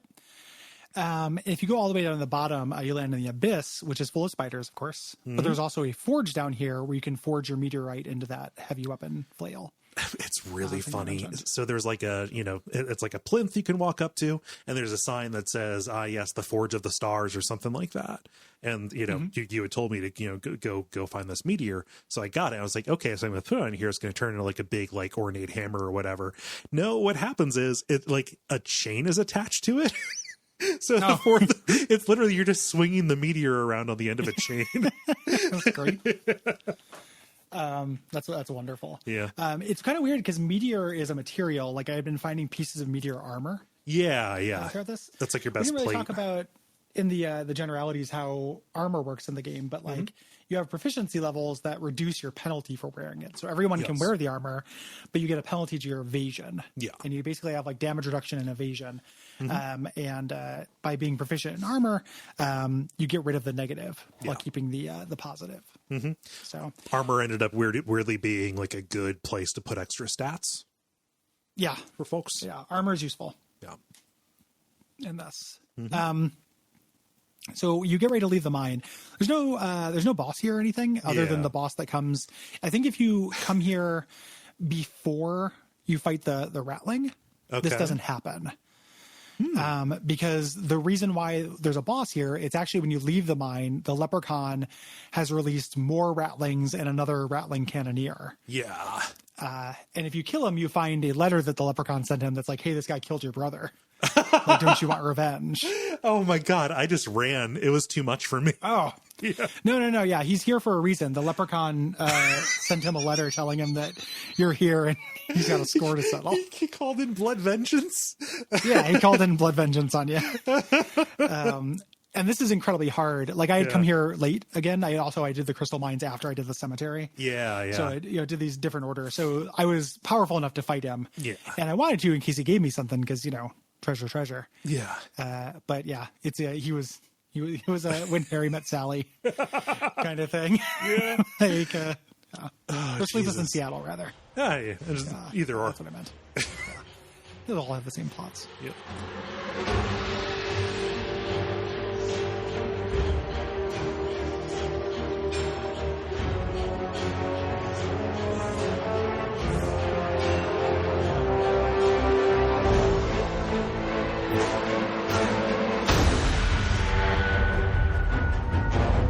So the cemetery is really fun. We can get into the beginning of this early on, and it's worthwhile to go in there and get some treasure and such. But there's a series of instructions in the archives, the one that tell you the Zaffi Traveler or what have you, and tell you about his journey, which you use on like a combination lock to get deeper in. Yeah. And you get deep in, this place is full of zombies. I didn't notice them behaving very differently compared to like the mummies. They just seem faster to me. Yeah, they're faster. They hurt more. Yeah. I think is kind of their whole thing. Yeah. There's also a bunch of graves you can dig up. Digging is kind of interesting because it takes time. So you're also expending food to do that. In a dungeon where there is no food, the zombies do not drop meat that you can eat. Yep, and there's very little food actually just found here. Yeah. So the concept of this dungeon is bring your sack lunches. Like, again, rolling with Big Boy Squadron, I could carry everything. And most of them, if not all of them, had the trait that they didn't actually eat more food. So I was pretty full up. That is but not if I had not a been normal, more conservative. that is not a normal sized lunch. That is a gigantic lunch. Everyone was doing Hungry Man dinners. So Hungry Manatar dinners. Oh, geez. So there was one of the tombstones that was just straight up a reference to the Nameless one from Planescape Torment. So it says, oh yeah, this is like Nameless. He refused to die. I was like, okay, cool.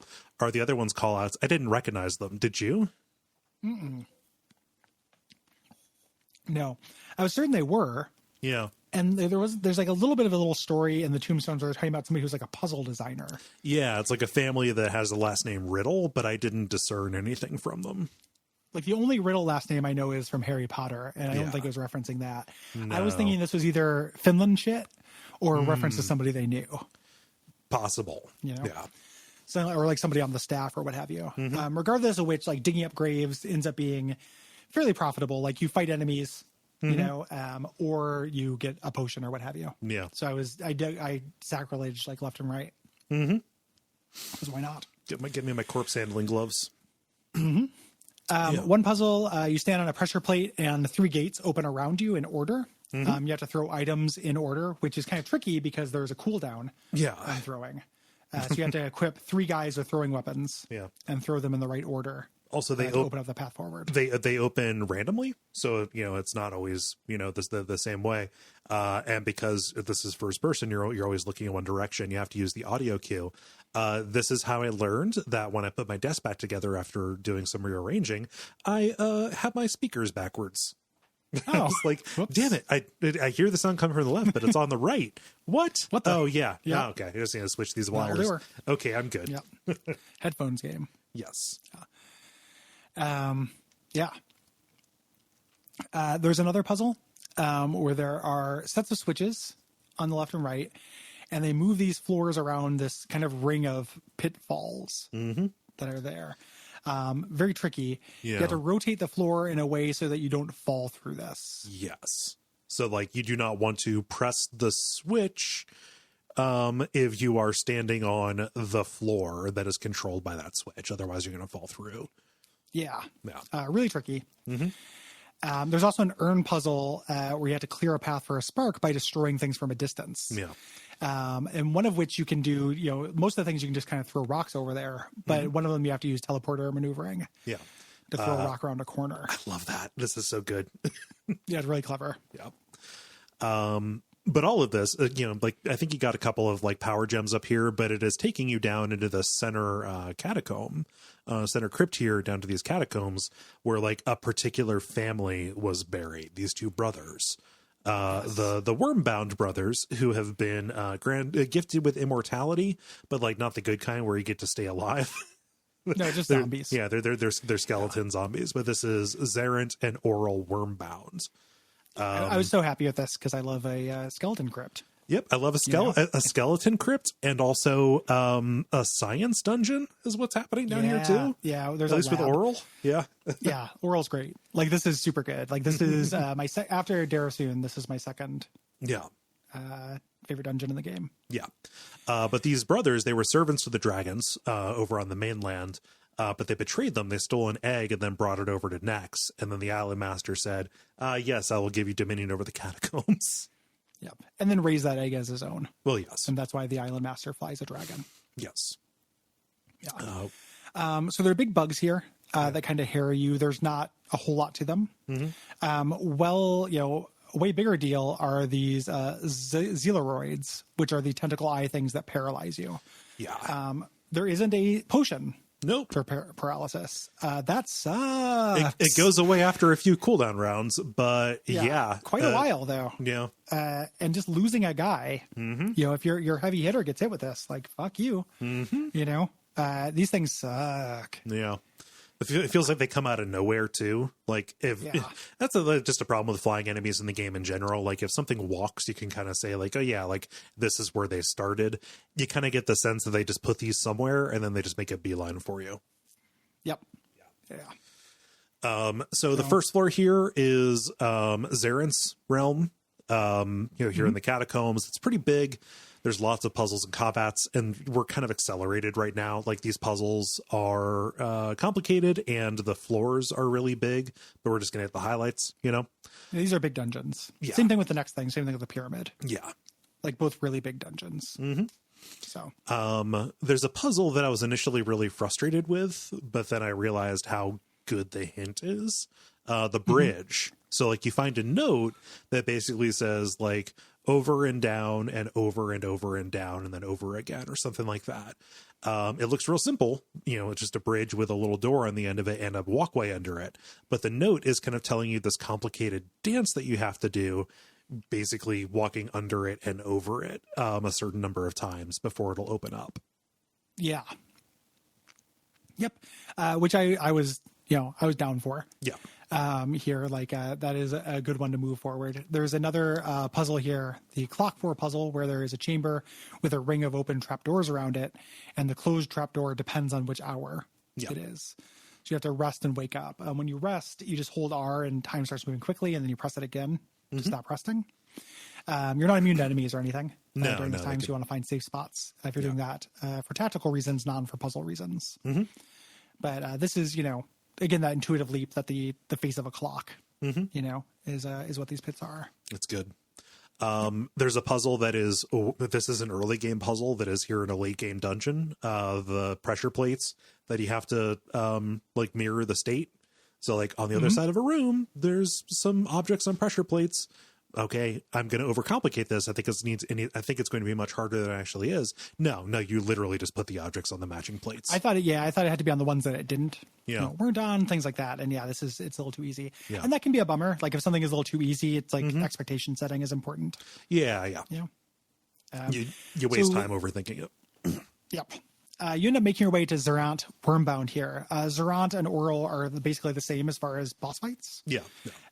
Dual wielding longsword enemies that have a couple of different, like, flashy moves, but generally the way the boss fight works is killing the skeleton horde. Yeah. So you can fight him alone. There's 2 of these in a row and they're not great. No. Like the trick is, the skeletons will mostly come out of these little alcoves that open up, hidden doors. And then you just want to lure one of them out and then nestle yourself back in and fight them one-on-one. I didn't do that. I ended up staying mobile. Oh, I did lots of kiting. Yeah. On this bad boy, which is tricky, but it's it's a tough fight. Yeah. There's a huge zombie pit you can fall into. Yeah. It's just absolutely full of them. You need to clear them out and press these switches to get this specific power gem down there. And this ends up going to another level down to Oral's crypt, the dark science crypt. My shit. Hi. Yeah, this is extremely good. Yeah. Extremely good. Yeah, so Oral was the brains, and I think Zerant was the brawn. So there's like a central room here in this crypt, and there are 3 wings that you can teleport to. They have different names, like one's the laboratory, the test chamber, etc. But in each of these wings, you solve the puzzles, and then you get the skull key that you need to summon Oral. It says he's fallen in numerous battles, but risen again with the power of crystals. Maybe when you do a Dark Souls podcast, everything looks like a nail, but somebody who betrays the dragons and extends his life using crystals feels kind of like a shout out to me. I was assuming that him rising again with the power of crystals was a shout out to Goop. Gwyneth Paltrow's snake oil. Yeah, so. No, he just puts one of the crystals up in his vagina.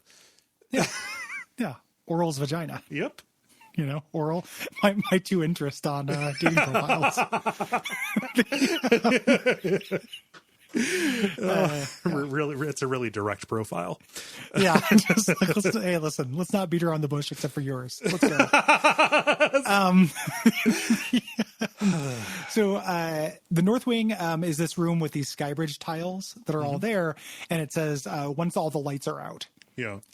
Which again is a direct kind of lights out thing, even though this isn't that puzzle, but that's why I thought it was at first. Yeah. The door will open and you have to make your way through this path, these dead ends, and basically like a Tron bike through, like you can't cross a path you've already been. Yeah, it could be because the bridges will fade away after you walk on them. So it's a little bit like you're doing a first person Alcazar puzzle. Yes. I think is what that's called. You just have to trace the optimal path all the way around while leaving yourself by the open door. Mm-hmm. Yeah. Yeah. Pretty satisfying. I like that kind of puzzle. Have you played Dandy Dungeon? No. It's a fun iOS game that is basically those, but with I'm RPG interested in elements. those. No? I just I was looking for an iOS thing. I started playing One Deck Dungeon. Do you know One Deck Dungeon? I do not know One Deck Dungeon. It is based on a board game. I've been in like a board game mode on that. And it's a pretty funny solo dice dungeon roguelike Oh, cool. kind of thing. Yeah. It's fun. Recommended. Nice. iOS corner in the middle of this WAF. Yeah. You go over to the East Wing, and this has a little maze that has teleporters that either work on living or dead things. You just have to make a couple of canny throws. Just there's a fun little note, like just from a guy who died down here saying like, oh, I threw my axe. I threw my favorite axe through that portal. I really wish I knew where it came out. And then you find the axe later on. Yeah. It was worse than the axe I was already using, which was a bummer. Oh, yeah. Because I was already doing that. The money one here is a South Wing, the laboratory, where he has force fields up with almost every monster that's on the island, like in a monster zoo. Yep. That's where he keeps his specimens. I love it. Yeah. Like, give me a monster zoo. Give me an Aldous Keep. 10 times out of 10. And this gives you a little spot the difference puzzles where 4 little things will appear in force fields and you have to choose which one is different. Yeah. This is so basic. Like, this is like a Sesame Street shit, but I love it. Yeah. Like, I had so much fun with it. Like, just like, yeah. Like, even when I got it wrong, I was like, ah, dang. Like, the only punishment is it hits you with fire, and then like 3 of the monsters are let out. But even still, like, it was just fun, like strafing up and down this thing and saying like, oh yeah, that's a scroll. Everything else is a potion. Or like, oh, this is armor, but everything else is is something you hold in your hands, and like the shield is the like maybe not version of that. Yeah, there are a couple of them that are a little tricky. Yeah, like it's not quite as like easy as it seems. Yeah, but really fun. Once you get through here, there's a spike pit with these skylights that reveal the next safe move if you're not carrying a light source. This is the thing I tanked through. Oh wow! Here because I couldn't get this to work. No, there's a torch against the wall that you have to take down. Oh yeah, I took that out. I saw the skylights. Okay, but I just couldn't like get like I got it to work. I guess I could not parse it. Yeah. And walk around and stand in the safe spots fast enough. So I got partway through it. I kept getting hit, and eventually I was like, I'm going to book it and just heal through this. Yeah. And booked it and healed through it. Brute force, man. Let me give me lots of ways through it. Yep. And this is the only you have a spell that eliminates all sources of light on your party, and this is the only possible use for that I can think of. Yeah. No idea, but you get all 3 of these skull keys, and you pop into the locks, and then you can get into Oral's lair, and it's basically the same fight as his brother. I thought he'd be a caster because of all the science, but no, he's just a skeleton warrior. Just a two sword. Yeah. Thing. Yeah. And of course, you got the trickster here chasing you out. Then we can head to the pyramid. That's the last major dungeon of it. You have to use the staff on it to get in, as we mentioned. Yeah. This was built by the original inhabitants of the island, and the tombs and wall art show the arrival of the island master. Yeah. And also his betrayal and subjugation of the natives. Yeah. No good. Yeah. I like that how much quiet time there is in this dungeon. Yeah. It's a lot of like, there are a lot of monsters to fight, and they're tough monsters and interesting monsters, but I like how much just long hallways with nothing really going on. Yeah, there's there's no real combat on this first floor. Like if you fall down into the basement, and when you get up to like the crypts on the second level, you end up fighting more like snakes. Then you also have those medusas. The snakes are basically just spiders. The medusas the medusas are kind of a pain because they fly, and they also inflict fear, which is something that I like. There's basically no way to get rid of without using a crystal. The petrification. Yeah, I think that's what it is. Yeah. They're medusas. They're turning you to stone. Yeah. I don't think they're scaring you, but yeah, I couldn't figure out a way to get around this other than crystals. So that was a pain. Like they have a pretty long wind up. When they do it, so you can dodge it, but if they have you in a hallway, you're kind of fucked. Yeah. But yeah, this first floor where you're doing the most intensive puzzling ends up being pretty quiet, which is nice. Also, it's like it's a completely different dungeon biome too. Like these assets, like everything here is like more pristine than the kind of sewery places we've been before. So the atmosphere is thicker and different. Yes. Yeah. Yep. So the first floor has two kind of main parts. The Tomb of the Forgotten is in the west, and the Tomb of the Highborn in the east. Which, what a kick in the teeth. Mm-hmm. If you're dead. Yeah. Each of these gives you a key that you need. Yeah. The Forgotten has this long hallway of pitfalls where you need to go to one side of the path and close these trapdoors to continue. Yeah. It's real basic. Yep. Yeah. And the Highborn has these crypts with these treasures and notes describing who they belong to. Mm-hmm. And these are really tricky. You have to take the number of vassals they said they had. So he was buried with his two sons, and you find the tombstone with crypt with one sarcophagus standing up and two of them lying down. Yeah. And you're like, those two are the babies. And then you give you give it to the main one, and then that's the solution. Yeah. There's one. It's like, oh, he had nobody in his life. He was buried only with his gold. Yeah. So you go in there and look at that. There's one, it's not necessary for the critical path, but if you pick up this mirror gauntlet and take it to is like so-and-so the glutton, it'll open up a secret wall and there's just a bunch of food back there. That's great. I didn't get that. That's wonderful. Yeah. That's real fun. This ended up being a bit of a problem for me because one of the things I picked up was a really good piece of gear that I needed or that I ended up using. So it sucked to drop it at least momentarily and go back through and reverse things to get it back. So yeah. Yep. Typically when you use something as a key, you can get it back. Not always. Mm-hmm. But the game allows for you, even if you just throw a critical item to use a pressure plate, usually you can find a way to get to that pressure plate and get it back. Yeah. So there's a complicated gate and pressure plate puzzle. The intuitive leap here is actually really, really subtle because you need to be able to change the state of a pressure plate that is inside of a kind of a grated off room.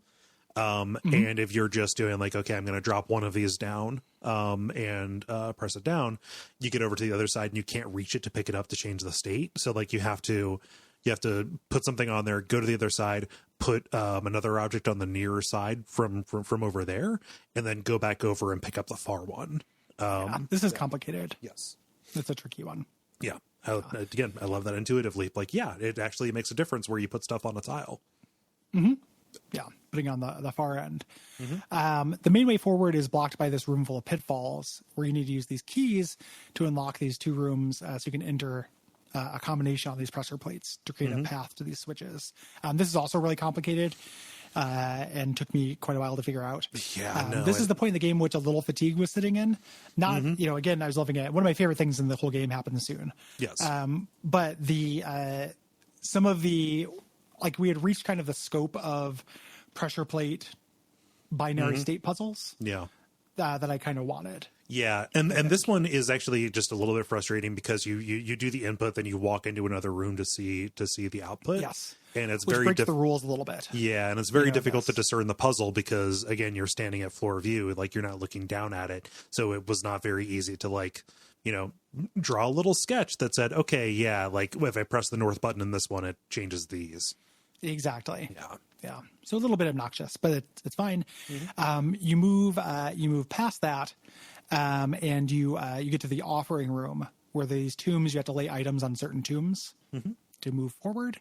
And the sun room and moon room, which is really easy. You either need to have all the sconces lit in one and none of them lit in the other one. Yeah. I felt like that should have come earlier, but it was nice to have a little break, especially after that big pitfall room.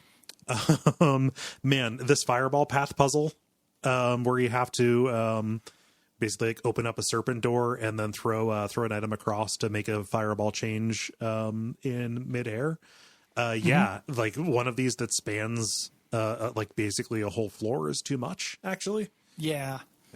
This didn't bother me too much, but I agree that it's not super great. The final puzzle involves timing when you step on this teleporter. To be the output and to be in a specific area. Yeah. It goes over these different pits and platforms. You have to put something on it to teleport something onto a pressure plate and then walk through yourself on a certain area. Yeah. Until you get to the final room, the ceremony chamber here, which is mostly uneventful. You get a bunch of pickups, and you're like, okay, there's going to be a boss that's going to appear down here. You put the key, and it creates a teleporter in the middle. I'm like, oh, something's going to teleport there and fight me. Yeah. And instead, you teleport up to the other side of the island, the barren desert, and I can't really describe the joy my face, like on my face when this happened. I didn't think this game engine could do this. Yeah. It is a huge barren desert with 200 mummies. Like, that was my favorite post-rock band, 200 Mummies. Yeah, it's just so many fucking mummies, and mummies are really easy. But this ends up being, this is actually, if I think of this as a boss encounter, this is my favorite boss in the game. Yeah. Because I think this is just really, really interesting. It just the shocks kind of, like 3 days of kiting around the desert, trying to fight these mummies, not getting, boxed in, hiding in corners to heal, slowly clearing them out, and then watching the slow methodical progress of these mummies dying. Yeah. And while it's happening, there are 2 magma golems as well that are walking around doing AoE fire. Yeah. Doing AoE fire, which will hurt mummies. So you can kind of bait them into throwing fire at you or doing fire, and they'll kill mummies for you. Or you can just stay out of their line of sight. They'll kind of chase you down very slowly while you clear out mummies in these little corners. Yeah. I loved this. And you think I laughed out loud and had a lot of fun with it. Yeah. You think, how big could this area be? Very big. How many mummies could there be? A lot. How dense could they be? 4 mummies can fit on a square. Yeah. Lots of mummies. You just spawn like right in the middle of this huge crowd scene. Yes. It's a lot. It is an initial overload. Yes, it takes a very long time, and you're going to be dedicating a lot to this. But it's not a moment that I expected. And it's mechanically interesting, to say the least. Yeah, it's something very, again, could not or would not do this in Grimrock 1. Yeah. Which is real good.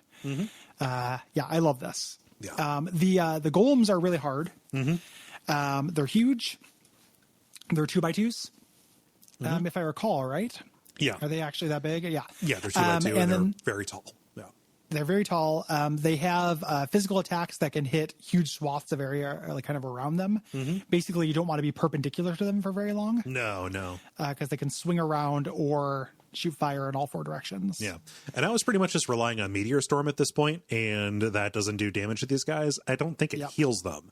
So yeah, No. to change my muscle memory and use the Ice Bolt spell was an inconvenience, because I'm just a sensitive little boy.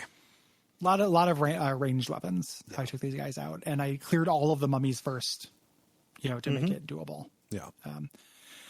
So love this. When killing one of them gives you meteor gear, killing the other one gives you a power gem. So that's basically why you're in these dungeons, is to get power gems. Now that you have, and you have more power gems than you need at this point. Yeah. You can take the 4 essences, put them on the take them. For me, it was the water temple was the last one I went to create the last essence, the water essence, and then can put them on the 4 correct plinths outside of Castle Nex and get inside. And Castle Nex is a very strange dungeon. We've already been through the big, kind of integrated challenge. Pyramid of Umas specifically feels like this is your climax to me, especially with the mummies at the end of it. This is actually really linear. And each of the rooms, it's kind of very light combat, but just kind of puzzles that you have to go through more than anything. A couple very big puzzles. Yes. Essentially. Yeah. So when you walk in, the lower level is, completely empty, very mysterious, very peaceful. There's a note that says, hey, it's I am here. Island Master, it's your boy. Come and meet me on the rooftop. And he also gives you a cursed compass. It's funny because it just says cursed compass. Yeah. Why would I use it? It doesn't work. And the way the compass works in the game, you found a regular compass earlier. You find a watch, which allows you to know what time it is, and you find a compass. The way the compass works is you have to drag it outside of your inventory to hold it in the middle of the air, and it shows you which way is north. You can also put it on an offhand. Yeah. And it'll just kind of do that, but you have to hold it, basically. Yeah. So you kind of move through here, again, very empty and atmospheric. The second level is a library, and the stairway up is blocked by this gate and switch puzzle. This is the most Myst-like thing in the game, actually. Yeah. This is really, really tricky. There's a weird little counterintuitive step to this, to me. So you kind of go around the library until you find the hint for it. The order you have to hit these bad boys in. The trick to me, the thing that like, so I ended up looking this up because I was doing it right and it wasn't working, was resetting it every time. Oh yeah. To the blank position. Oh wow, I didn't do that. Like, yeah, I'm pretty sure you have to. Like, I think that you have to like. Maybe I just accidentally passed through it on the way to doing the other input. That could be what it was. But you there's 3 switches. You hit a combination of them and then hit the switch on the left to confirm, to dial in that combo. Yeah. Then you reset those, do the position again, dial in, etc. And you do that for 3 times or whatever, and opens up the thing. Yeah. You get the hint by walking around these shelves, and this summons a new enemy, these dark acolytes who come in. They're basically cloaked wizard kind of dudes. They got snakes coming out, and they've got the duet of pleasures, both poison and paralysis. Yeah. Fortunately, you don't fight very many of these, at least here in the main body of the castle. They're rare. Yeah. Yeah. The next level up is the Twisted Passage. I love this. This is great. This is so good. So you've got, a big empty room, and you think, I'm just going to take the direct pathway across this. No, you get teleported back to the beginning. And all right, so there are invisible portals here. I've got to go around this invisible maze. How am I going to figure this out? The cursed compass will point to whichever adjacent squares have invisible portals. So if there's, one on either side, it will like point back and forth between them. And yeah, like you just chart your safe passage this way. Real good. And the next area up above that's actually what I thought you were talking about. I like this too. Okay. Yeah. But the test chamber here, this to me is the climax of puzzling. Yes. In the game, the teleporter thing you have to do here, where you have to change the direction that the teleporter send things in. Yeah.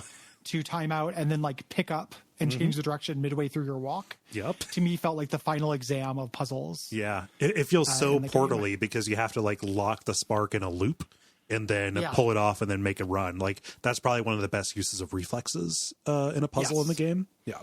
Yeah. And setting back and kind of figuring it out and puzzling out the behavior. Like, okay, always the teleporters, all of them will make it take a left.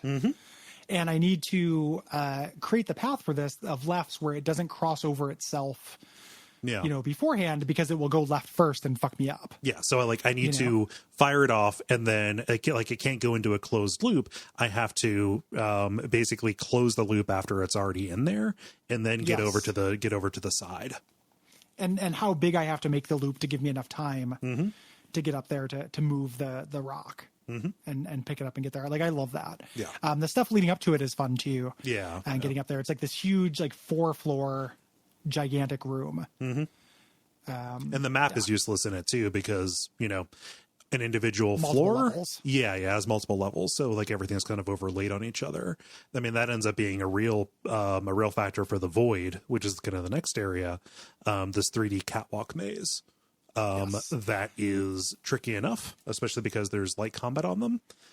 You're going around and basically trying to connect these just disparate parts of this 3D maze with magical bridges using these buttons.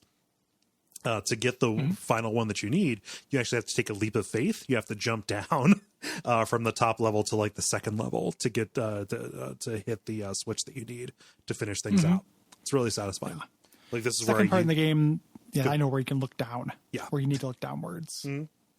Yeah. And also up too, to plan your moves. Yep. Reasonable, but not as good as the test chamber to me. There are lots of fire elementals here. Yeah. That's a problem. Yep. But you do this to get forward and get onto the castle roof. When you step on the roof, the island master swoops down in his dragon. His dragon's name is Lindworm. Jeff Lindworm. And he yells at you the whole time and taunts you during the entire battle. And they're specific to your actions. Like if you cast a fire spell, like a basic one, like playing with fire, how juvenile. You cast if you cast Meteor Storm, he's real impressed. Yep. And if you get hit by things, he's like, maybe it's time for a potion.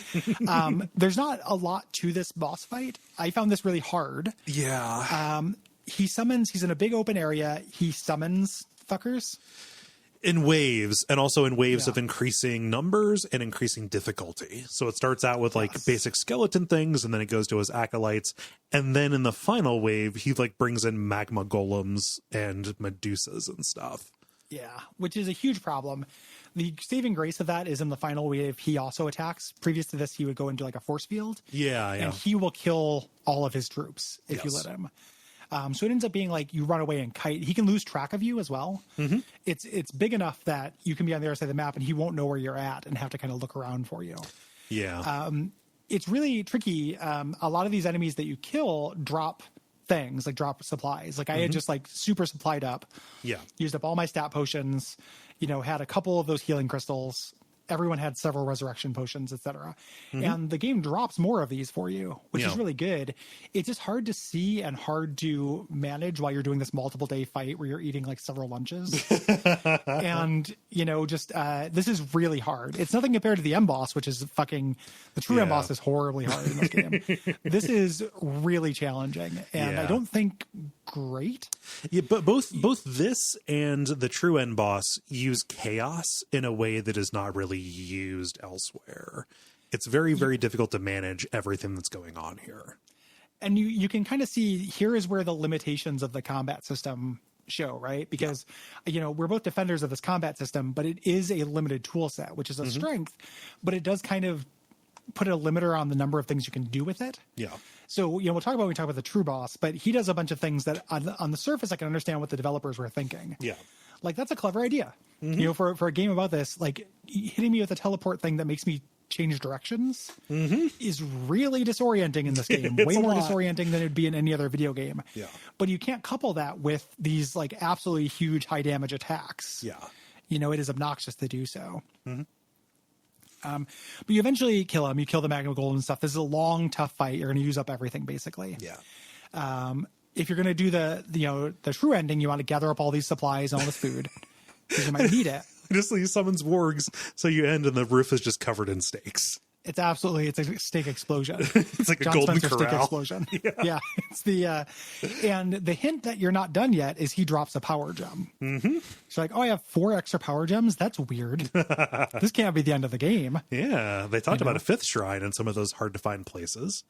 If you ignore that feeling, you can get the normal ending, which is fine. Right? You can go and walk through this gate and you walk to this airship that is docked at the end of this long bridge and it takes off into the sunset or sunrise. And you got out. Like your prisoners can go and return to some kind of life. But the island master walks out and looks real disappointed. He like goes, "Aw, shucks," throws his hat down on the county line, stomps on it, and then turns around and walks back to the castle. Goes back around to walk into the castle. So And that's the bad ending. The good ending is you head back downstairs, and we'd seen there were these keys on a portal on the first floor of Castle Nex, and we could not find the keys. So that's another kind of hint. There's more to do.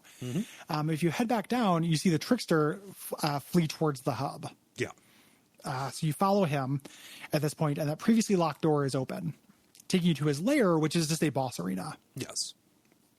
But it's not active yet. The only thing of note is that you have basically a statue, like where you put the essences in the castle next. It's there, and there's like a strange symbol there that matches the center symbol on your casting runes. So if you cast that, you get teleported to the final, the unity, the balance rune. Thing, and make the essence of balance, which you can then follow into the trickster's lair. There's nothing there until you put the balance rune on his shrine.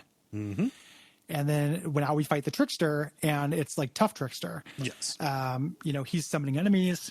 He's running around to lure you into traps. There are pitfalls here. Spikes on the bottom with ladders to get out. But he's generally the trickster. And that's fine. Trickster's no problem. But when you kill Trickster, he turns into Island Master. I love when he gets at low health, he starts like flickering between the two forms. And this is incredibly tough. I find this really hard. The Island Master can do a couple things. So he can teleport at will. He can hit you with a thing that makes you change directions, which is incredibly disorienting in this. Especially indoors like this. super like it's just a dungeon looking dungeon here, which I think is intentional. Like rather than making this a flashy location with lots of landmarks, they need to make these areas look a little anonymous. Yeah. But the biggest thing he can do is clone himself, and the clones die in one hit, but they all hit just as hard. Yep. And they use different elements. Yeah. They use different elements, and they just hit incredibly hard. Yeah.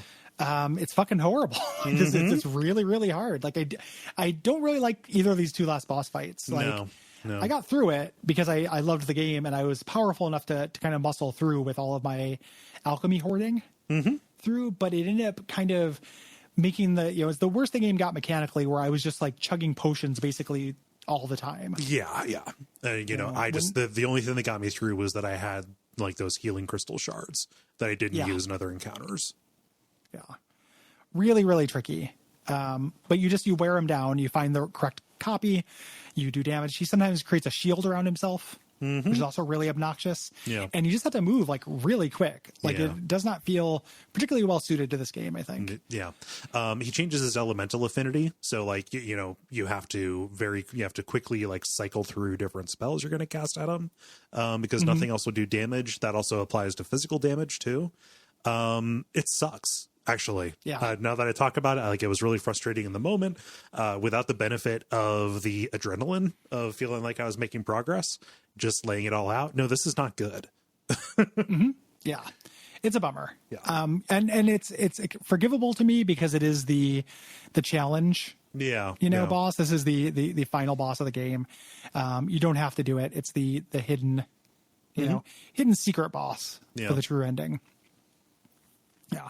But once you do it, you can get the true ending here. Yes. He drops his staff, which is really powerful, but there's nothing to do with it. And his a key, which you'll use on that final little thing in Castle Nex. It actually opens every lock on the island. Oh, yeah, the master key. Yeah. So if you want to go through and get anything you didn't get, you can. Yeah. And his testament. Yes. His little note kind of explaining the meaning of everything that you've done, kind of saying, hey, when the ancestor spirits created the world, they gave the words of creation to the people, and the island master, the original one, kind of took custody of it, and brought it to the Isle of Nex because it was the most defensible. And over time, it became this proving ground to find people who are worthy enough to become the next guardians. And by passing all of these tests, Willy Wonka is giving you control of the chocolate factory. And it is yours now to protect this very, very kind of potent world-creating magic. Yep. Which I don't know what that means. Like, because me and my three rough and rowdy boys are gonna like, just hang out and eat turtles. Yeah, there's like no people here. It seems like a really shitty way to live. Yeah, not fun. There's not even that trickster. Yeah, like I killed him. Who am I supposed to hang out with? Yeah. So you can use that key on the first floor, and then your party walks the cutscene. Your party walks in this huge library and treasure chamber, and you approach this tome and you open it up and it shows a diagram of Grimrock Mountain. So I think this is is this a prequel? I think so. It's like the design of Grimrock Mountain, maybe. Yeah, maybe you build the Grimrock Mountain. Yeah. To maintain things. I do not know. It feels like just like, oh, well, shit, this is the secret ending. We need to do something that connects us to Grimrock 1. So like, I maybe that's the instinct that did it, but don't know. Yep. Yeah. And then that's the game. That's Legend of Grimrock 2. Yeah. It's hard when you have a final boss that you were real negative on to like leave that and get to a glowingly positive final summation. Incredibly small part of the game. I know. Yeah. Yeah. It's the very end only, and you can power through the first final boss with the equipment if you've been reasonable with your provisions. And I don't think that getting the true ending, I think you're okay if you don't do that. Yeah. Just watch it on YouTube. This ended up being more obnoxious than it needed to be for me. Yeah. And almost everything up into it was a joy. Yeah. Like there was a couple puzzle bummers we talked about in the pyramid and the crypts. Those are real, but that is, you spend so much time in just absolute like bliss. Yeah. Somebody on Twitter, because I tweeted something positive about it, and you had been really glowing about it on Twitter back when you beat this. I basically went up to and beyond the buzzer in finishing this because it's a long and difficult game. But they're like, yeah, this is probably like the most like low key thing you guys are going to declare a masterpiece. This is a masterpiece. And something doesn't need to be massive in scope. I'm not sure if it's true of this game, like it was of Grimrock 1, but Grimrock 1 was made by 4 people, just by this team up in Finland there. This, I think, probably had a bigger team, maybe even just for assets or whatever. But like, this is a modest product that chooses a rare goal, like, not a lot of stuff is actually like attempting to do this kind of thing nowadays. And it just hits it out of the fucking park, like it calls a rare shot and nails it. And I think that holistically, that is the takeaway from this, that something doesn't need to be, grandiose to be a masterpiece. Mm-hmm. It's huge and sprawling feeling, but within like technical limitations. Like it's like it would have been the Red Dead Redemption 2 of like 1998 or something like that. Yeah. It is huge feeling, and it pulls its punches when it needs to. Yeah. Like it's long. Like I think my play clock on this is like 36 hours, which is huge. Yep. Like that includes a false start, but that's really long for something we do in 1 week. Yeah. And typically when people patronize things like this, we're like, that's a little long for like a patron episode. I'm really glad we made an exception for this. Yes. And yeah, I will do it, check out everything these developers make. Looking forward to playing the rest of Grimrock 1. Yeah. And the replay I started, like, I love this. Like, if this at all sounds like your shit, definitely give it a chance. Yeah. Because it is, and it's also, it just feels really good to find things that are made for you. That's such a good feeling. Like, I don't like this quite as much as I liked Divinity Original Sin 2 as far as RPGs, but it's really up there, and it gives me tons of hope for like, man, RPGs are good again. We're like, back, baby. We're back, baby. Like PC RPGs, they're doing it. Not Yeah. Tyranny is really good. This is really good. DOS 2 is really good. Yeah. Like fucking A, man, they're killing it. And just like for me, just I'm less into the crunchy RPG than you are. Although I enjoy that as well. Something that has that is basically this atmospheric, that has these kinds of puzzles. And has these kinds of systems that are so well integrated with each other, like kind of really hits just a bunch of sweet spots for me too. It's this is a good Venn diagram game, I think, for both of our sensibilities on it. Yes. Yeah. The puzzle element is like a 60-40 Cole Gary split, and the crunch is a 60-40 Gary Cole split, but together it makes one perfect. Yeah. Perfect little pie. It's just so good, man. What a game. I played it. Yep. What a game. Good shit. Thank you, Rowan. Thank you. If you have anything to say about Luigi's Mansion, Legend of Grimrock II, Prince of Persia: The Sands of Time, or Wolfenstein: The New Colossus, hit us up at Duckfeed.tv/contact by the 15th of April. Yes. If you have thoughts about multiple games, please separate them, if possible. That helps us. It is possible. Yeah, it is. I'll spoil it. Okay. You can do it. Then we'd appreciate it. I'll be good cop. You be bad cop. That's fine. Yeah, it is possible. I promise you. Thank you for doing it in advance. Yeah. Thank you. Additionally, watch on Patreon for the prompt to go up for the dispatch episode for your Q's and your A's. The deadline for May's games is May the 15th. It's always the 15th of every month. Gary, what are the games for May? Do I remember? It is the 21st Celeste, night of December. Yep. Okay. Hypnospace Outlaw, and RE3 Make. Yes. That comes out at midnight. I am really excited for it. Yep. I'm going to play it this weekend. I wasn't originally going to play it day and date, but I'm kind of in a gaming slump. Yes. And I think it will help my slump. Gary's going to get his groove back. I'm hoping to. Yeah. I'm going to go have sex with a young Haitian boy or whatever happens in that movie. I don't know. That's a guppy joke, a running joke. Of me bringing that up and then Will being like, he's not that young. Like Will's instinctual defense of how Stella got her groove back is very funny to me. So if you like the show, we mentioned the new Colossus in there. We're also talking about Three-Make. We have premium episodes. The way you get those is by giving $5 to our Patreon. Patreon.com/Duckfeed.tv. We understand money is tight. It's tighter now because we're in a national crisis. Yes. But $5 and then you can de-patronize. And if you can't do it, we put a lot of stuff for free and we're very happy to do so. Yes. Yeah. We are fortunate to be able to do this work from where we live, and we're going to continue doing it. It is nice to have a purpose, however frivolous or modest it might be. Absolutely. Yes. Yep. We appreciate you. Ratings and reviews on Apple Podcast also appreciated. Yes. I think that's it. Yeah. What should they watch out for, Cole? Oh, the damn leprechauns. Yeah. Tricksters.